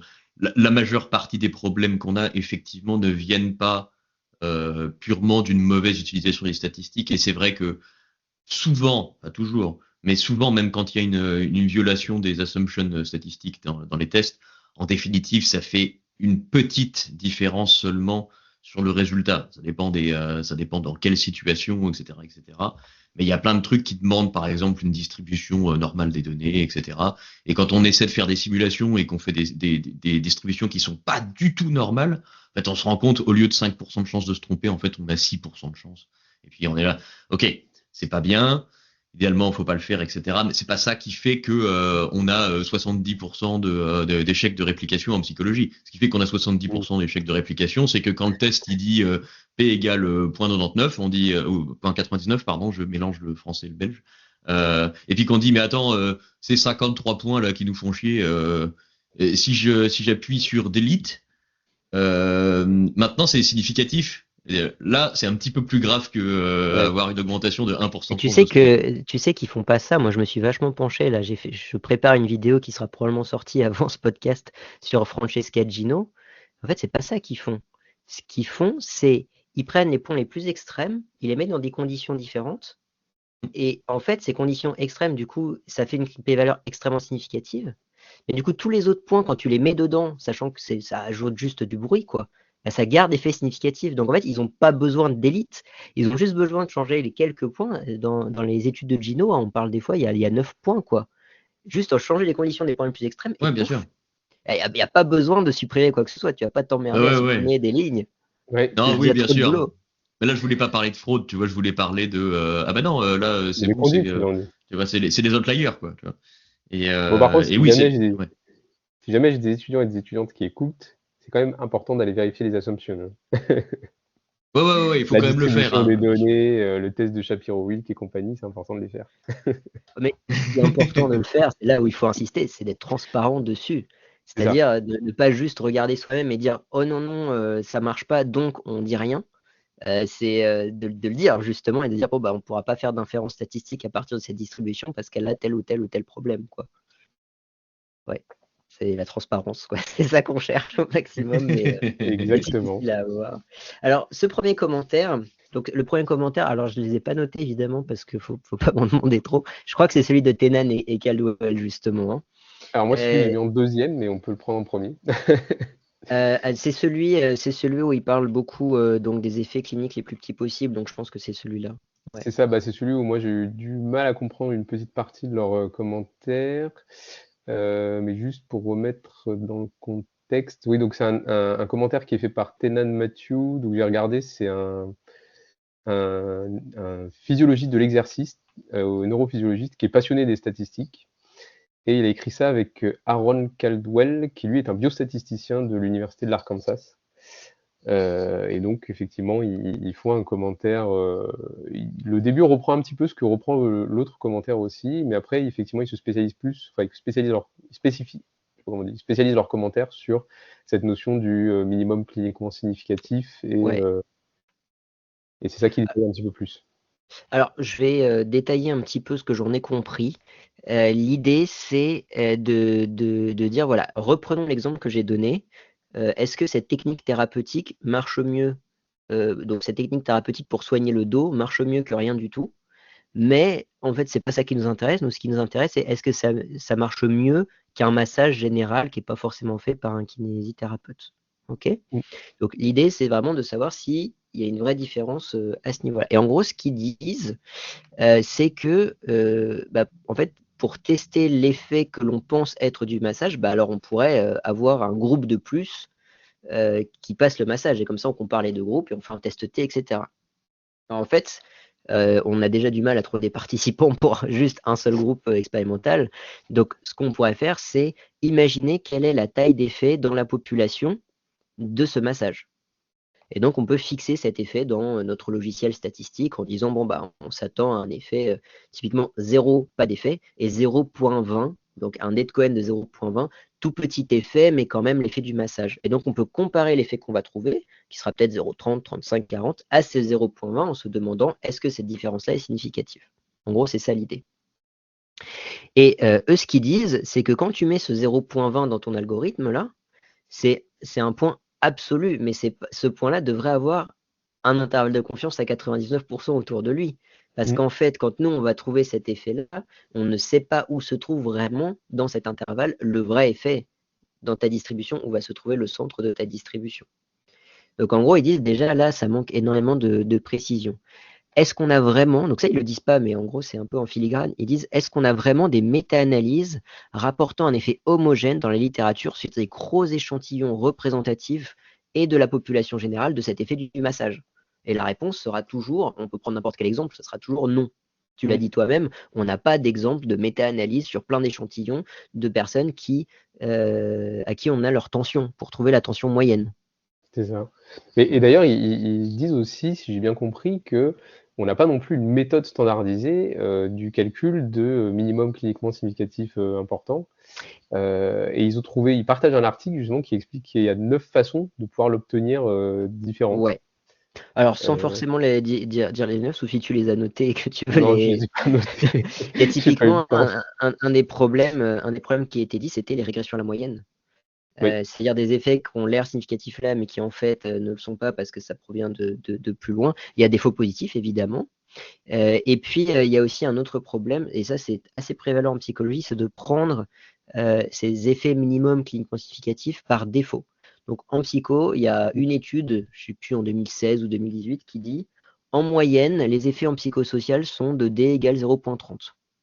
Et depuis, tout le monde compare à 0,30. Parce Ouais. que bah, c'est la moyenne, donc si c'est plus que la moyenne, c'est bien.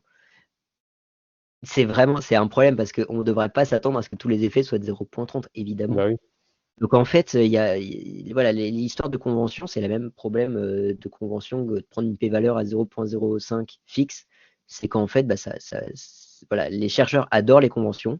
Ils adorent trouver des manières simples de trouver soit des seuils pour la p-valeur, soit des seuils pour les tailles d'effet d'équivalence. Et en fait, ils vont s'arrêter à ce seuil sans le réfléchir par la suite. Et en même temps, c'est ce que tu viens de faire.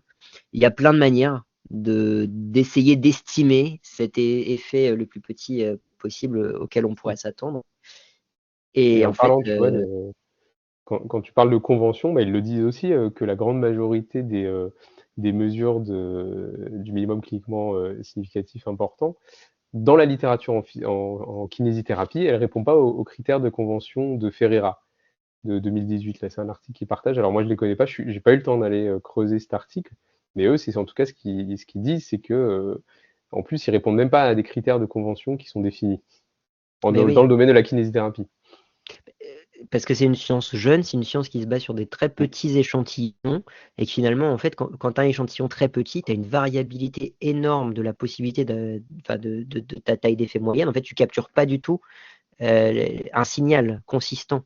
Tu vas capter un signal avec beaucoup, beaucoup de bruit, et pas un gros signal avec très peu de Mm. bruit. Et du coup, après, va trouver comment on distingue le signal de quelque chose que tu mesures pas, mais que tu aimerais bien quand même savoir si c'est différent d'un truc que tu mesures, quoi. C'est ça. Ouais. C'est insoluble. Donc ensuite, ils vont donner un exemple de test d'équivalence qui se base lui aussi sur la p-valeur en disant bah, c'est marrant, les tests d'équivalence, ça marche très bien avec les p-valeurs, pourquoi vous voulez retirer les p-valeurs? Mhm. Et dans leur conclusion, j'ai noté, ils y vont vraiment à l'AK47, je cite, je cite, nous sommes tristes de voir encore un exemple de scientifiques qui font des déclarations sur des statistiques au-delà de leur expertise. La Mhm. triste Mhm. réalité, c'est que des artistes. La triste réalité, c'est que des articles autoritaires comme cet éditorial peuvent sérieusement endommager le champ de recherche de la kinésithérapie. Pour... c'est chaud. Moi, au début, je voulais dire qu'ils étaient nuancés, et puis effectivement. Non, là, la Ouais, il n'y a pas de conclusion, nuance dans celui-là. elle n'est pas Alors, je sais pas si vous avez nuancée. remarqué quand même, les deux commentaires font la même chose. Ils commencent par des choses positives sur l'article, et après ils disent mais. Bah, ça, Et ils enchaînent. c'est l'étiquette en science, hein. Si tu fais Ah pas oui, ça, tu te fais allumer à fond. bravo, vous êtes super, c'est génial. Par contre, tout ce que vous avez dit, c'est de la merde, quoi. Alors non, je sais pas, pour le deuxième, moi j'ai noté comme ça directement, l'introduction du second commentaire est tout aussi salée. Peut-être, Yvan, tu veux présenter les auteurs si tu les as notés. Moi, Eh j'ai rien ben noté, oui, moi je démarre comme ça direct. j'ai noté ça si je retrouve dans mes notes, parce que j'ai 10 pages de notes. Bah, moi Alors donc, aussi, alors. l'article a été écrit par Loz Cates, j'en ai parlé un peu tout à l'heure. J'ai regardé un peu qui c'était, donc c'est un professeur associé à l'université de Washington dans le domaine de la kinésithérapie. Et donc sur sa page, c'était marqué que ses intérêts de recherche, enfin comment on dit en français, est-ce que c'est research C'est ça, oui. interest? Ouais, c'est ça. C'est les biostatistiques et les méthodologies de recherche, les designs d'études. Et puis comment on évalue une preuve aussi, j'ai vu que c'était un sujet qui l'intéresse parce que ça, c'est quelque chose dont il discute un moment, Ouais. cette notion. Et donc bah, lui, il commence direct, je crois, hein, il me semble, parce que c'est comme ça que je l'ai noté dans mes notes, mais peut-être que je les ai pas mis dans l'ordre. Mais il commence direct en disant que lui, ça lui pose souci que c'est pas une simple recommandation de la part des éditeurs, mais que c'est vraiment une politique éditoriale sur la Ouais. Arrête, comment t'es publication. hyper nuancé. Comment...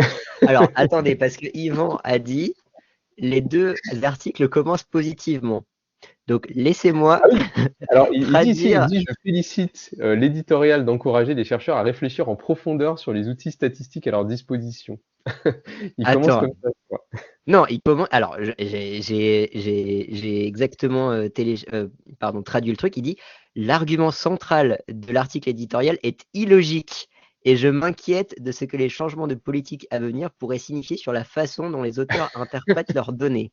Je pense que l'antidote aux chercheurs qui prennent des décisions erronées n'est pas d'interdire la paix-valeur, mais d'améliorer l'éducation. La même chose que disait Lakens sur ce truc-là. Il dit une marée montante soulève tous les bateaux.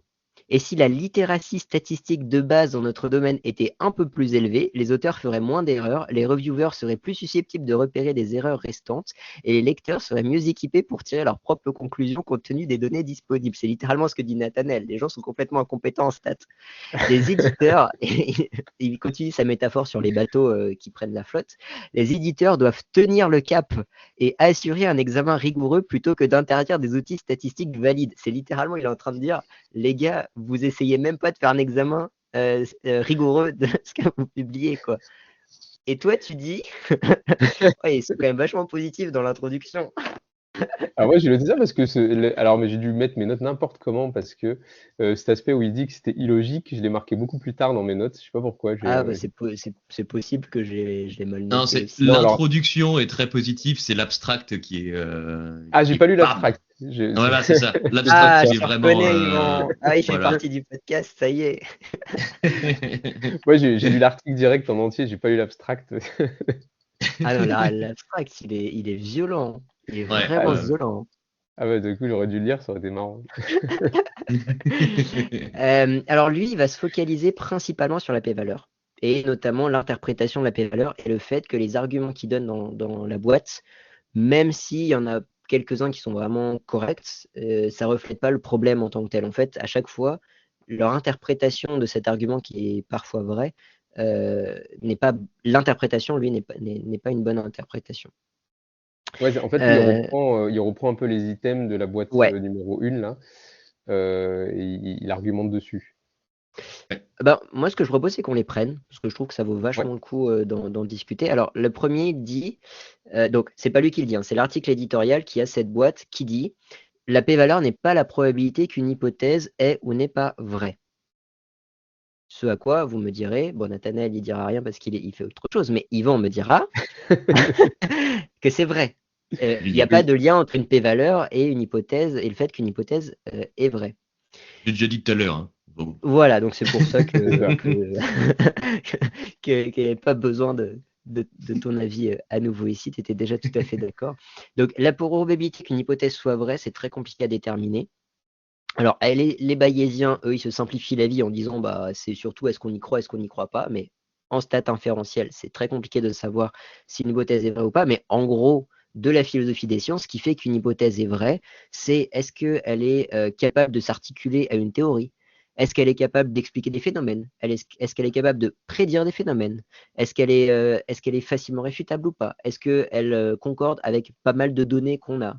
Enfin, c'est plein de choses comme ça qui font que, et puis surtout, il y a aussi cette question de vérisimilitude qui n'est pas non plus forcément abordée dans l'hypothèse, c'est que ce qui nous intéresse, c'est pas forcément qu'une hypothèse est vraie ou pas, c'est qu'elle s'insère dans une théorie qui paraît un peu plus vraie que d'autres théories. Mmh. Si on y croit, donc. Désolé, Non, parce que le fait c'est qu'on mon dise, bayésianisme qui est ressorti. le fait qu'on dise qu'elle est un peu plus vraie, ça veut quand même dire qu'elle colle un peu plus aux données. Bien sûr, mais ça, on a ça dans Ouais. le bayésianisme. Mais le fait qu'on y Voilà. croit, ça revient aussi au fait, à l'idée que je trouve assez intéressante, mais pas forcément vraie dans tous les cas, que il y a un aspect consensuel des théories, où en fait, des théories sont plus vraies parce qu'elles font partie d'un consensus scientifique. Ouais. Ce qui est probablement vrai, mais pas forcément une bonne chose. Mais j'ai pas envie qu'on vienne dans ce débat-là, parce que C'est là, vrai. on va Non, repartir. Mais c'était juste, j'insérais juste un petit peu de propagande bayésienne dans le podcast. Ça me paraissait être encore un bon moment pour le faire. c'est très gentil, mais ce n'est pas une bonne chose de faire ça si tu veux qu'on tienne dans les temps. Et donc, par contre, ce qui est vrai, et là on va être d'accord, la p-valeur disent, les p-valeurs disent juste, voilà à quel point les données sont concordantes avec une hypothèse. Mais ça ne veut pas dire que l'hypothèse est vraie. Ça se trouve, l'hypothèse est fausse, mais les données ont été mal rapportées, ou plus dit autrement, le modèle est faux. Et ça, c'est ce que j'ai dit au tout début du podcast. Il y a de fortes chances, en fait, quand une p-valeur ne concorde pas avec une hypothèse, que le modèle soit faux, c'est-à-dire qu'on n'ait pas mesuré ce qu'on voulait mesurer, qu'on ne l'ait pas mesuré de la bonne manière, ou euh, en psycho et en kiné, on a globalement ce problème, qui n'est pas suffisamment de participants, qui est juste pas suffisamment de participants pour pouvoir Mm. montrer ce qu'on voulait montrer. Mais ça peut D'ailleurs, c'est aussi être le intéressant. fait que l'hypothèse est fausse. Mais en fait, il y a plein d'explications pour lesquelles la p-valeur ne correspond pas à notre hypothèse.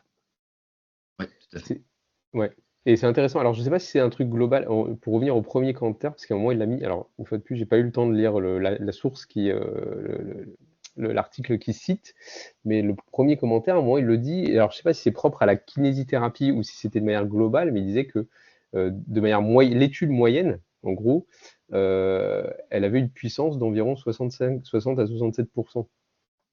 Ce qu'il disait. Alors, je sais pas si c'est propre à la kinésithérapie, mais en tout cas, la puissance, elle est aussi liée au nombre, à la taille de l'échantillon. Et Oui. effectivement, ça me paraît pas déconnant qu'on ait des études en kinésithérapie avec une faible puissance statistique parce qu'on est aussi sur des petits échantillons. Et globalement, effectivement, on a souvent des études qui sont sur des petits échantillons. Ouais, alors, pour avoir une puissance statistique comme ça veut dire quand même que, même avec des petits échantillons, il y a quand même des tailles d'effet qui sont relativement fortes. Parce que nous, en psychosocial, on Mm. a une taille d'effet qui est faible, et la puissance statistique, en fonction des méta-analyses qu'on essaie, elle va osciller entre 40 et 55%. En Ah, bah, économie, on va être plus proche des 30%. alors, je t'avoue, je suis un peu sceptique à l'aspect de taille d'effet forte en kinésithérapie. Et ben, c'est pour ça que j'ai un peu de mal à croire que la puissance médiane Alors, soit de 67%. Ouais. j'imagine que son article parle peut-être de manière générale et pas uniquement à la kinésithérapie. Je l'ai pas lu Oui, là, l'article, hein, ouais, je devrais le on est lire. en train de discuter d'un truc qu'on n'a pas lu, donc C'est ça. ce qu'on aime bien faire ici. C'est Mais ça. c'est vrai que là, en première instance, on a un petit peu de mal à y croire, effectivement. Ouais. Ouais. Effectivement, non, je pense qu'en kinésithérapie, on a le même problème qui est qu'on est sur des tailles d'effets plutôt faibles euh, et Des effectivement des échantillons échantillons plutôt aussi qui faibles, sont des limités. effets difficiles à mettre en Mm. place et donc des fortes chances de faux positifs, finalement. Et puis des conditions de contrôle aussi qui sont parfois difficiles à mettre en place aussi. Ouais. Ah, c'est intéressant ça aussi. Mais du coup, ça alimente quand même le premier commentaire de dire, bah, plutôt que d'avoir un groupe contrôle, testons par rapport à un effet dont on pense qu'il serait cliniquement Mm. significatif. C'est ouais, ça apporte aussi un peu de l'eau au moulin à ce niveau-là. Ouais. Le deuxième point, c'est une p-valeur ne constitue pas une preuve que quelque chose est vrai ou pas. Et en fait, là, je me rends compte que j'ai pas du tout, j'ai écrit ma petite popote dans mon coin, j'ai pas du tout regardé ce qu'ils ont dit dans le commentaire, ce que le chercheur a dit dans le commentaire. Moi, je Si, repars alors du principe. Alors, j'ai juste donné mon point avant, c'est que si on s'intéresse à la manière de fonctionner d'une p-valeur selon Lyman Pearson, la p-valeur ne constitue pas une preuve, mais la distribution des p-valeurs, très exactement, est une preuve que l'effet existe. Enfin, Ouais. du coup, pour moi, c'est complètement lunaire de dire que c'est un problème de la p-valeur. C'est un problème de ne pas répliquer, mais pas un mm. problème de la p-valeur en elle-même. Bah, c'est Ça c'est dépend. ce qu'il dit, hein, Ouais. Ils disent ça pardon, aussi? c'est ce qu'il dit dans le commentaire 2, c'est peut-être un de ceux qui détaille le plus, et justement, c'est là où il a mis la figure 2V, où il montre justement une distribution des p-valeurs, et il montrait une distribution des p-valeurs dans la situation où l'hypothèse nulle serait vraie, et il montre qu'effectivement, on a une distribution qui est égale, et après, en fait, il montre une distribution où l'hypothèse nulle serait probablement fausse, mais sur un petit échantillon, et après sur un gros échantillon, et sur un gros échantillon, effectivement, je l'ai noté quelque part, on peut observer que 80% de la distribution, enfin 80% des p-valeurs dans la distribution, elles sont inférieures à 0,05, du coup, au cutoff. Si la puissance est de 80% du coup. C'est ça. Ouais. Et c'est un petit peu ce qui décrit, mais en plus de ça, il remet cette notion de preuve aussi en cause, qui est que la preuve, en fait, elle se limite pas que à la p-valeur, mais elle se limite aussi, enfin, c'est une notion qui est assez débattue, et notamment faut prendre en compte les conditions expérimentales dans lesquelles l'étude a été designée. Lui donne un exemple avec des bonbons verts, sur, en gros, l'idée que si jamais on donnait des bonbons verts comme intervention face à des gens à qui on ne donnait pas des bonbons verts dans leur rééducation, je crois que c'est après une rupture de ligament croisé antérieur, et qu'on verrait des effets sur le temps d'une rééducation plus court chez les gens qui ont mangé des bonbons verts, et qu'on aurait un P inférieur à 0,05, il explique que pour lui, c'est pas une preuve suffisante pour dire que les bonbons verts permettent de réduire le temps de la rééducation, parce qu'il faut aussi se baser sur la statistique de base, où il pense que effectivement l'effet des bonbons verts est quand même très faible, au point de pouvoir dire que ça peut être un... Alors je sais pas, je me suis un peu embrouillé parce que je suis en train de lire mes notes en même temps. En fait, ce que tu veux dire, c'est que les chercheurs doivent réfléchir quand ils font des hypothèses. C'est ça. Et puis surtout qu'on se Quelque baser chose sur à dire. se baser sur une p-value d'une étude, c'est pas suffisant pour derrière changer sa manière de pouvoir interpréter justement l'utilisation des bonbons verts. C'est un petit peu ça qu'il dit.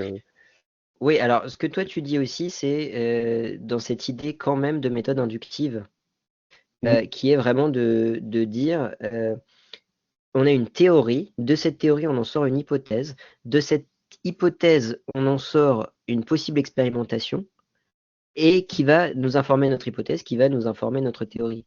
Là, l'expérience que tu décris sur les bonbons verts, elle ne correspond à aucune théorie, c'est une hypothèse, donc c'est un test qui provient d'une hypothèse qui est déjà très probablement fausse, rien que d'un point de vue logique, mais surtout qui correspond à aucune théorie. Donc il ne devrait pas être testé en première instance. Et alors lui, il prend cet exemple de bonbons verts, mais en kiné, en psycho, le nombre de tests publiés, le nombre de tests publiés qui n'ont aucun sens. Je reprends le cas de Gino, sans parler de fraude, hein, vraiment sans parler de fraude, juste sur les exemples. Il y a un test où il demande, alors globalement, il demande à des gens d'écrire un paragraphe contre lequel ils sont en désaccord. Genre, par exemple, je sais pas, très politique encore une fois, mais c'est les exemples qui me viennent. Expliquer un paragraphe expliquant pourquoi vous adorez Musk. Exemple. Et ensuite, on leur demande, voilà, petite actualité qui ne sera plus d'actualité quand... C'est ce que j'allais dire, ça va être marrant quand le podcast va sortir, on aura encore peut-être des dingueries sur Musk. Ça sera largement pire que maintenant. Bon, là, que tout le monde sache, il y a 2 jours, il a fait un salut nazi, quoi. Voilà, on est un peu sous le choc, mais ça se trouve, on sera moins sous le choc dans 3 mois, ça sera quelque chose de parfaitement normal. Peut-être que le monde sera à feu et à sang. Et... ça sera terrible. Et alors là, on parlera plus de problème de p-valeur, quoi. Et donc, bref, les étudiants devaient faire un passage, enfin écrire un passage comme ça. Et ensuite, on leur disait à quel point voulez-vous acheter du savon, à quel point voulez-vous acheter de la javel, à quel point. Et donc, tu trouves une p-valeur significative, évidemment à cause de fraude. Bon, vous avez compris comment ça marche, Gino.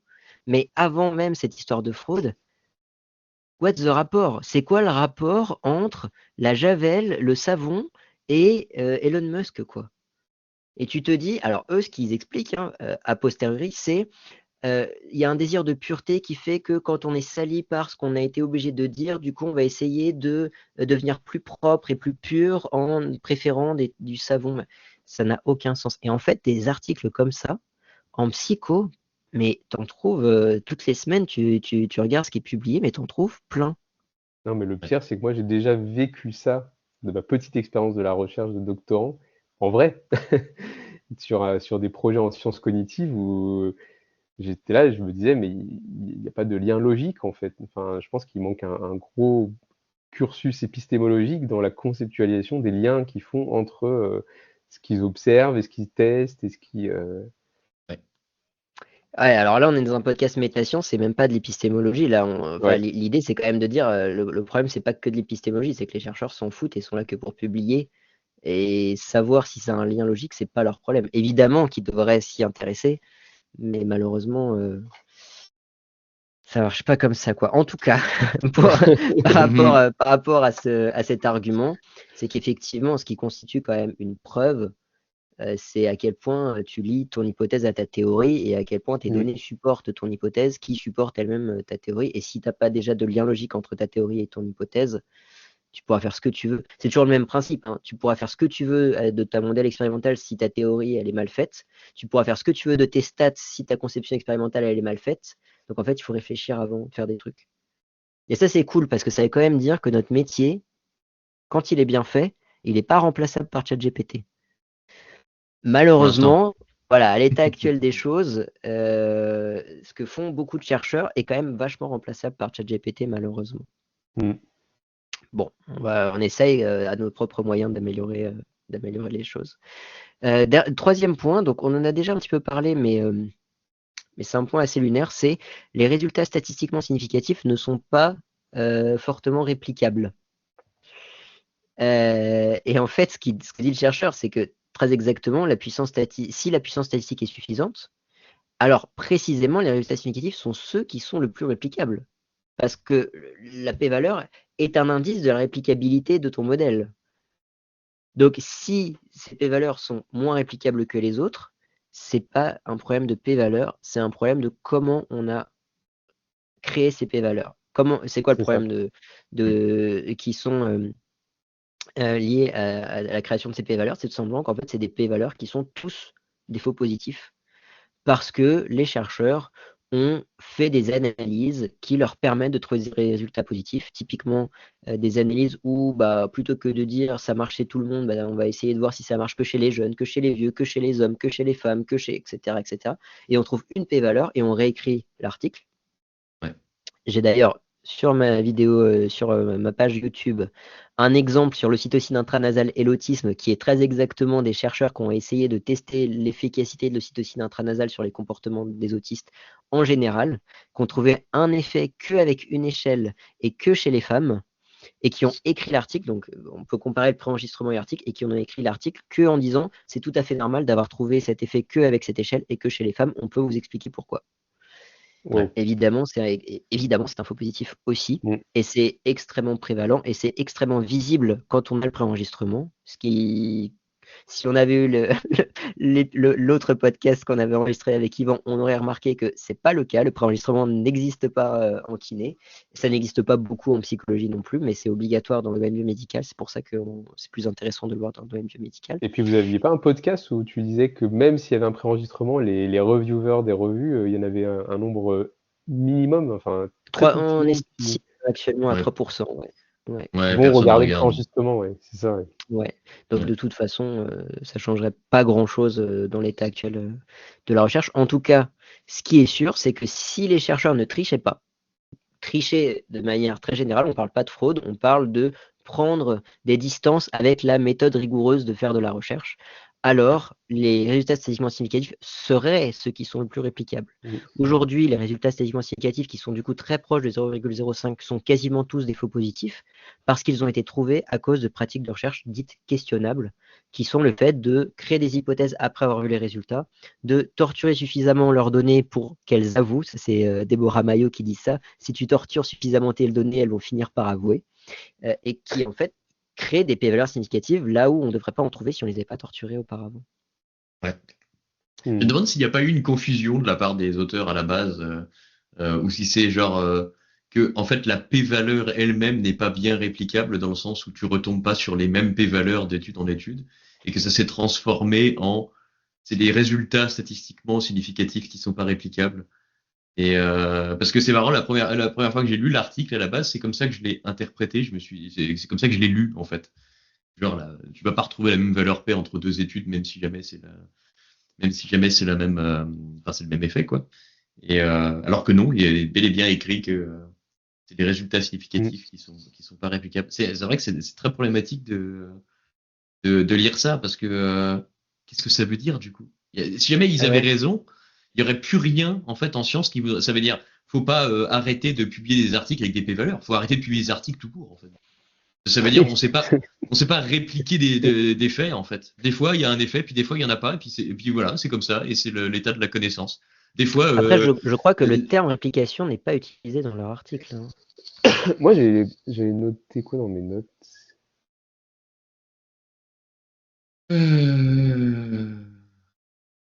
Et si, Oui. alors, Reproductibles. Ils ne sont pas très reproductibles, j'avais noté. ouais, Ouais. il y a une phrase là, j'ai pas regardé la source derrière, mais elle me semble très problématique. C'est imaginez une étude avec une p-valeur entre 0,005 et 0,05. Si cette étude était répétée avec un nouvel échantillon aléatoire de la même population, il y aurait 33% de chances que la p-valeur soit non significative. Et je suis là genre, mais attends, mais il manque un milliard d'infos pour pouvoir affirmer un truc comme ça, quoi. Parce que, je veux La dire, p-valeur ne se suffit pas à elle-même, hein. ouais, c'est ça, ouais, ouais, exactement. Et puis genre, juste, voilà, t'as une p-valeur entre 0,005 et 0,05, t'as que 33% de chance de réplication, point. Je dis, mais attends, mais dans quelles circonstances? C'est ça. Je veux dire, qu'est-ce que ça veut dire? Ils affirment ça finalement comme quasiment comme une vérité mathématique. Et là, on est sur un gros problème de l'article quand même, parce que c'est genre, ça n'a aucun sens, quoi. Genre, la population, tu vois, je veux dire, ils disent même pas, est-ce que c'est avec la même taille d'échantillon, par exemple, tu vois, parce que quand on fait des réplications, en général, on augmente Oui. la taille de Oui, l'échantillon. Et donc, du coup, en fait, justement, on il n'a pas n'explicite 33% de pas, chance. il n'explicite pas ni la puissance qu'il y aurait. Alors, on imagine qu'elle est fixe. Ils n'explicitent pas le nombre de participants qu'il y aurait. On suppose qu'elle est fixe, etc. Et donc, ils font juste une comparaison entre la chance de répliquer et la p-valeur. C'est Mm. complètement non transparent Ah oui. et impossible à comprendre, en fait. Impossible à Ouais, Ouais, c'est non, tu comprendre. ça. vois, je suis revenu là sur l'article et effectivement, il dit Statistically significant findings are not very replicable. Donc, ils utilisent Ouais. bien le terme Il le dit. C'est replicable. ça. Ouais. Ouais. Bon, rien d'autre à dire dessus, à part qu'ils n'ont rien compris à ce que voulait dire une p-valeur, encore une fois, quoi. Et juste, ils n'ont pas compris que c'est précisément un indice de réplicabilité. Mm. Bon. Dans la plupart, et puis surtout, ils évitent de parler du problème de fond, qui est les chercheurs qui bossent mal et qui font mal leur boulot et qui, du coup, vont rapporter des p-valeurs qui sont complètement erronées parce qu'ils n'auraient pas dû les rapporter de cette manière-là en première instance. Ouais. Sachant que leur boulot à eux en tant qu'éditeurs, c'est littéralement d'empêcher que ces articles-là soient publiés, quoi, et de ne publier que des articles qui rapportent correctement la p-valeur. Donc c'est en gros, le problème c'est la p-valeur, c'est pas nous qui bossons mal quand on publie les articles. Bon, C'est particulièrement inquiétant parce que normalement, quand même, les éditeurs, ils sont censés, je dis bien, je mets 4000 étoiles autour de censés, quand même, avoir au moins un petit peu accès à des statisticiens pour la vérification des articles. Je sais que dans beaucoup de journaux, quand on fait la review, il y a souvent une petite box ou un moyen de demander, par exemple, est-ce que vous voulez un statisticien pour vous aider pour la review alors, spoiler, quand vous demandez, on vous dit désolé, il n'y en a pas. Donc il y a l'option, mais en fait, en général, c'est pas possible. Mais du coup, le fait qu'ils écrivent comme ça un truc, alors que, et clairement, ils n'ont pas l'air d'avoir eu un support par des gens qui maîtrisent suffisamment bien les stats pour pouvoir dire attendez, là, il y a des trucs un petit peu nuls dans votre article. Ça veut dire, même au moment de la review, à quel point est-ce qu'on peut avoir confiance en quoi que ce soit, puisque du coup, les éditeurs sont incapables de savoir si jamais leurs reviewers sont bons en stats ou pas, parce que du coup, ils n'ont pas les compétences nécessaires. Et puis, visiblement, ils n'ont pas du tout accès à des gens qui ont ces compétences-là, parce que sinon, ils n'auraient pas écrit cet article. Et du coup, encore une fois, la revue par les pairs, qu'est-ce qu'elle veut dire quoi? eh oui. Hmm. Bon, on a notre avis sur la revue par les pairs. N'hésitez pas à aller voir mon billet de blog. J'ai l'impression de faire ma pub tout du long, qui s'appelle Ouais, ouais, t'arrêtes le, pas, toi.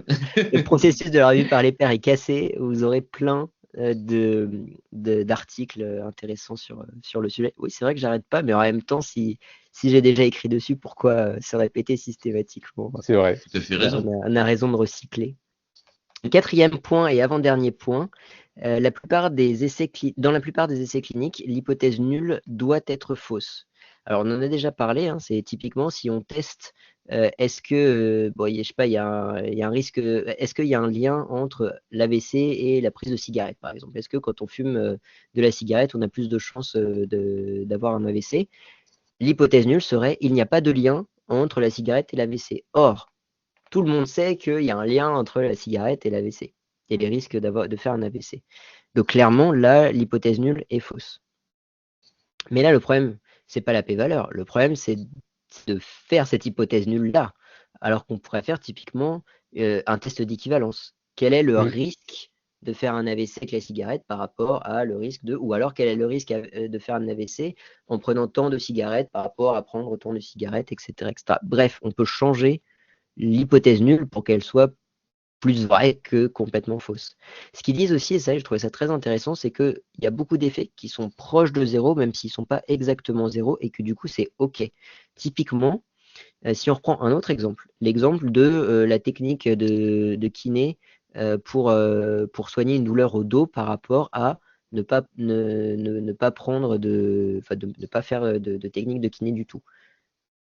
Hypothèse alternative, la technique de kiné pour le dos pour soigner la douleur fonctionne. Hypothèse nulle, elle ne fonctionne pas. Bah, en soi, la plupart du temps, à part régression à la moyenne, des gens ont mal au dos et au cours du temps, bah, leur douleur diminue et ils ont plus mal parce que bah, le temps fait bien les choses. Il y a plein de gens qui sont bloqués du dos, ou je sais pas quoi. Yvan va me dire, ça n'existe pas être bloqué du dos. Ouais. Il y a des gens, s'ils sont bloqués du dos ou quoi, s'ils ont mal, ils auront tout le temps mal. Du coup, littéralement, on peut tester par rapport à ce groupe contrôle-là, qui, d'un point de vue de l'amélioration, sera toujours à zéro. Donc, en fait, il y a plein de cas de figure dans lesquels ça vaut quand même le coup de tester l'hypothèse nulle d'une manière nulle. Mais en fait, je pense l'argument qui est fait initialement que le vrai zéro n'existe pas, c'est un argument en fait qui est de base purement mathématique. Parce que en fait, si jamais t'arrives, allez, imagine, tu veux avoir la tension artérielle, tu vois, chez tous les êtres humains du monde, et du coup, tu prends, malheureusement, ton échantillon n'est que de 4 milliards d'êtres humains. Ah oui, mais si tu veux, alors, tu peux tester le changement de la pression artérielle en mangeant des bonbons verts, par exemple. Tiens, boum, tu fais bonbons verts. Et puis, tu as 4 milliards d'êtres humains, donc du coup, tu en mets 2 milliards dans un groupe, 2 milliards dans l'autre. Tu vois. Donc là, tu as une taille d'échantillon qui est de beaucoup. Et pourquoi pas, même, tu fais plusieurs points de données à différents temps, etc. Donc, tu as des milliards et des milliards, des dizaines de milliards de points de données. Tu vois. Il y a de très, très, très fortes chances que la différence entre les deux groupes ne soit pas de zéro, juste parce qu'il y a des fluctuations statistiques, et elle sera de 0,000000001. Le problème, c'est que comme ton échantillon, il est de je sais pas combien de centaines de milliards, ça sera statistiquement significatif. C'est ça l'argument qui est derrière, et de dire, du coup, l'hypothèse nulle, en fait, en vrai, elle est toujours fausse, parce que à partir du moment où tu as un assez bon échantillon, c'est un vrai paradoxe, il a un nom, je me souviens plus du truc. C'est un paradoxe qui fait que quand tu augmentes ta taille d'effet, tu trouveras n'importe quoi. Ton échantillon, pardon, ta taille d'échantillon, tu auras toujours un effet parce que la moindre toute petite déviation dans ton signal, absolument infime, si ta taille d'échantillon est suffisamment grande, ben, en fait, tu vas la détecter et elle sera là. Tu vois.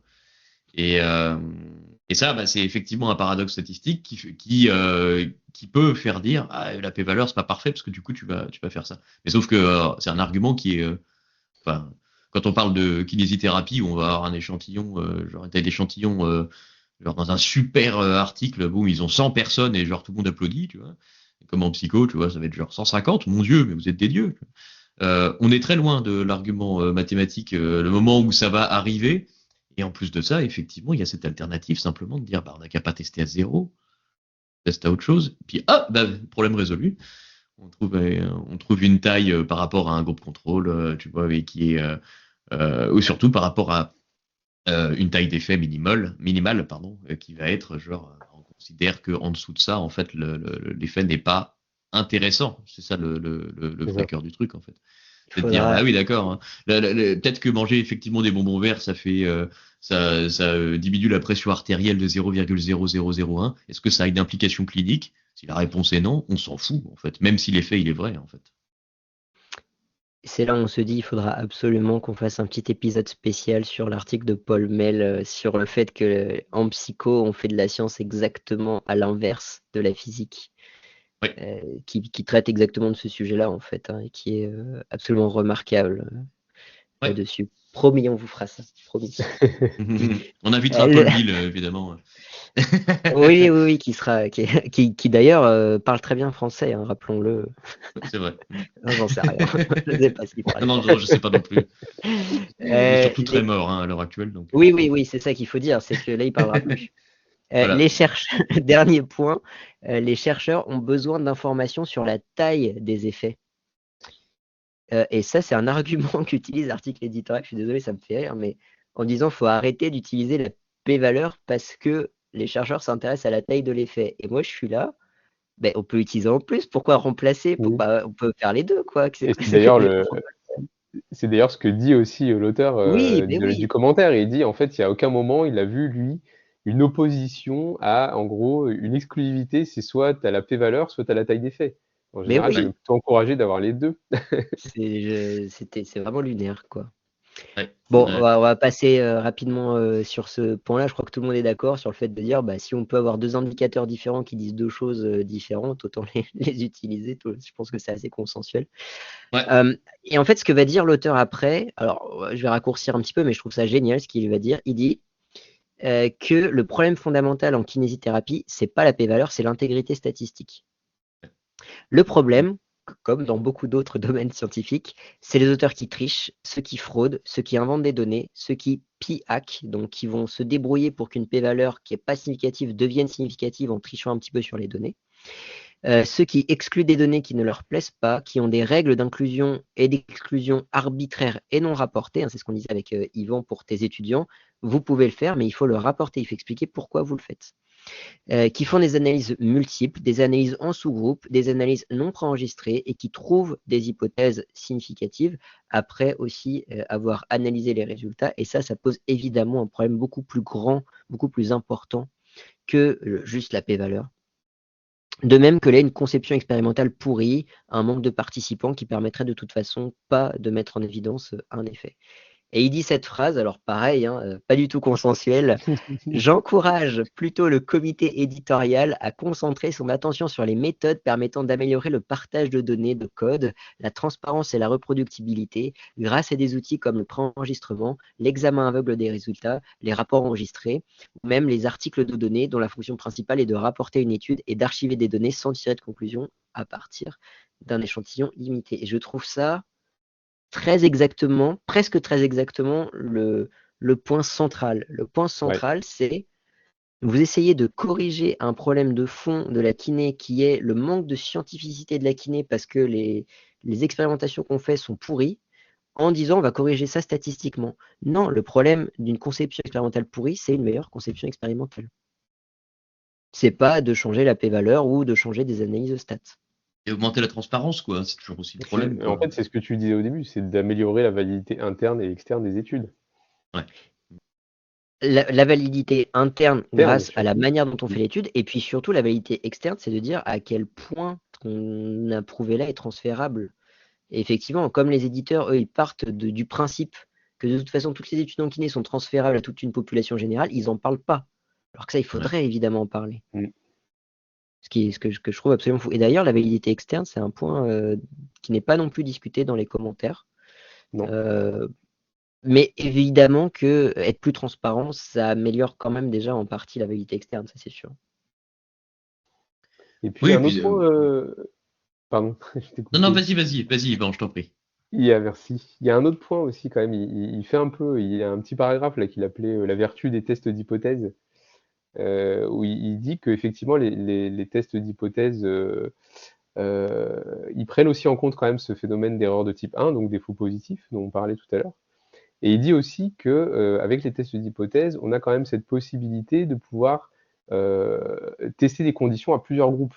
Et eux, ils expliquent pas comment, avec l'intervalle de confiance, ils vont tester des conditions à plusieurs groupes. Tu vois, ils parlent des tests un peu style la Nova, des choses comme ça, où on est obligé de faire deux tests, puisque finalement, on fait un test pour savoir si on observe une différence dans les groupes, mais après, comme on ne sait pas entre quel groupe est la différence, on est obligé de faire un test post-hoc pour pouvoir après savoir entre quel groupe. Et là, il explique que dans leur système d'estimation par intervalle de confiance, ils n'expliquent pas comment on peut pallier à cette situation.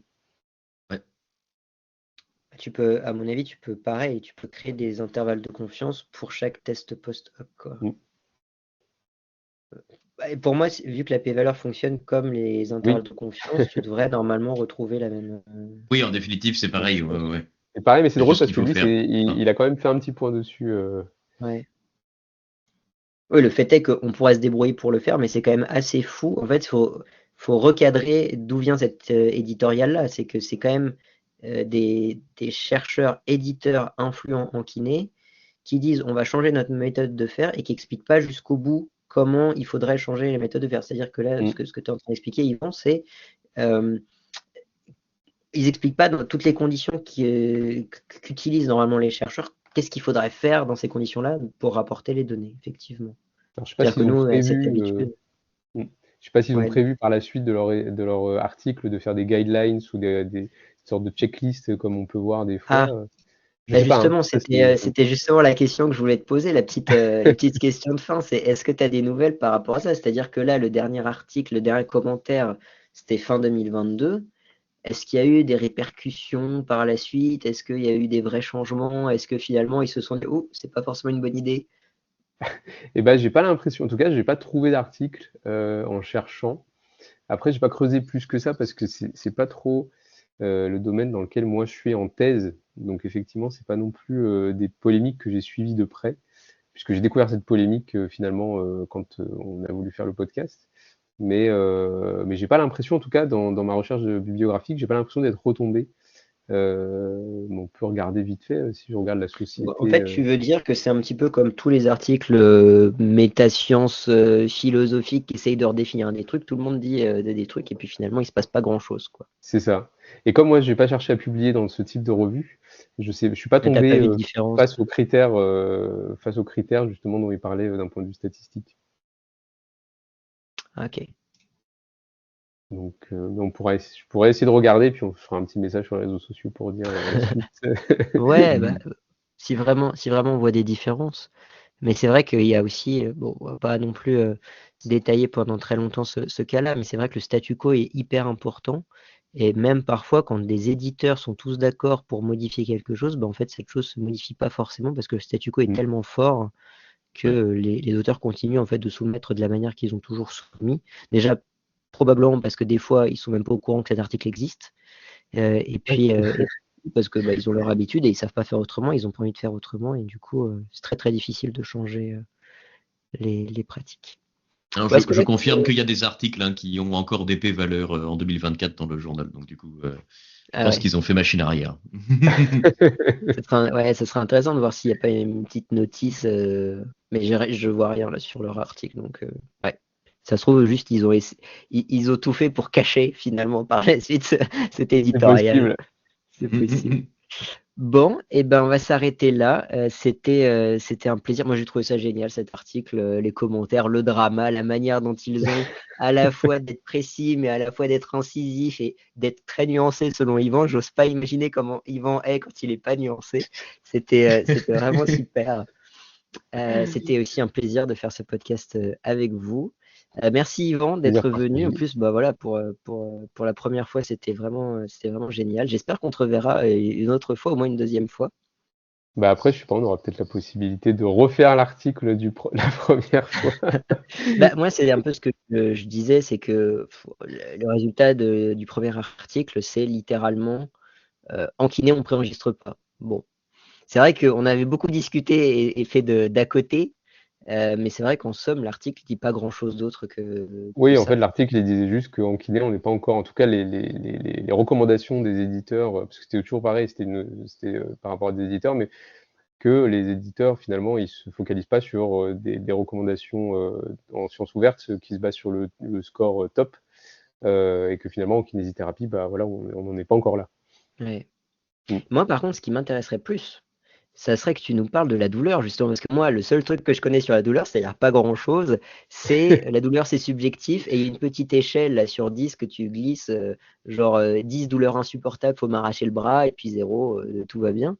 Et de lier ça avec donc le ressenti, parce que du coup, la douleur, c'est toujours un ressenti, mais avec des mesures, et bah, je suis sûr qu'il y a des trucs géniaux en métasciences là-dessus Et ben moi, il ça me faudrait plairait discuter. vraiment parce qu'en plus, moi, c'est vraiment une problématique que je trouve l'utilisation justement des échelles visuelles analogiques ou des échelles numériques.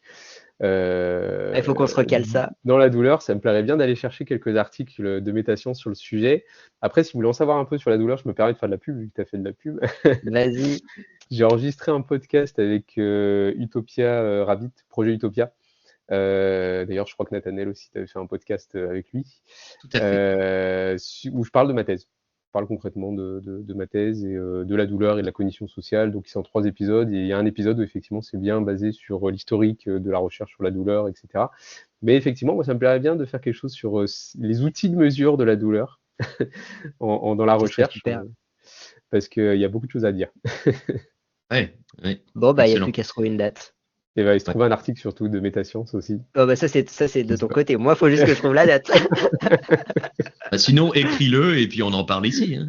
Voilà, on peut faire ça Je vais aussi. d'abord finir ma thèse parce que j'ai déjà vécu un rejet, alors il faut que je m'en remette psychologiquement. Tous les gens au labo m'ont dit que j'étais un vrai chercheur maintenant. Ah oui, non, c'est vrai que tu vas en avoir d'autres, hein. Moi, j'ai eu des articles, j'ai bien eu 5, 6, 7 rejets. Ouais. Bon, alors après, L'important, moi, c'est de lui trouver une belle place. j'avais tenté une revue qui était quand même un petit peu phare, c'était dans le top 3 des revues. Ils ont 15% de chance d'accepter un article. Et le reviewer 2 a vraiment dit n'importe quoi. Je pense qu'il a même pas lu l'article. Ah oui, mais alors, Ah mince. t'es allé jusqu'à la phase des reviewers, c'est déjà bien. Ah oui, alors ça, ce que j'ai trouvé cool, c'est qu'ils m'ont rejeté de manière très polie, mais ils m'ont donné les commentaires des reviewers. Ah, ils étaient nuancés, les reviewers. Le premier reviewer était vraiment cool, parce qu'il nous a donné des pistes d'amélioration sur la manière de rédiger notre article. Le deuxième reviewer, j'ai l'impression qu'il Il a n'avait pas pas lu. lu. Alors, faut savoir, hein, Ouais. du coup, tu connais hein, l'hypothèse du reviewer 2. C'est vrai, quoi. C'est l'idée du reviewer 2 qui est vraiment, qui écrit n'importe quoi, qui connaît rien, voire qui est méchant dans les revues. Ça se vérifie très souvent, hein. Ça, tu verras. Ouais, j'ai découvert ça, ouais. Mhm. Ouais. Ah, c'est Je, terrible. je crois que c'est devenu un genre de tradition à ce stade. Ouais. Et du coup, je pense que les éditeurs, quand ils envoient les commentaires des reviewers, ils font Ah, exprès de mettre les trucs tout pourris. Mais je pense même psychologiquement, en fait, ils doivent se dire, on met d'abord les trucs très positifs, et puis ensuite on met un gros truc bien négatif, bien moisi, mais au moins tu as eu des compliments avant. Et en général, même quand tu as 3 ou 4 reviewers, c'est quand même reviewer 2, moi de mon Ah expérience en ouais. tout cas. Et c'est ça. parce que au pire, ça remet un peu de baume après, une fois que tu as vu les commentaires qui te demandent de refaire 53 études supplémentaires, et puis juste après, le dernier commentaire de Reviewer 3 qui dit c'était parfait, merci beaucoup.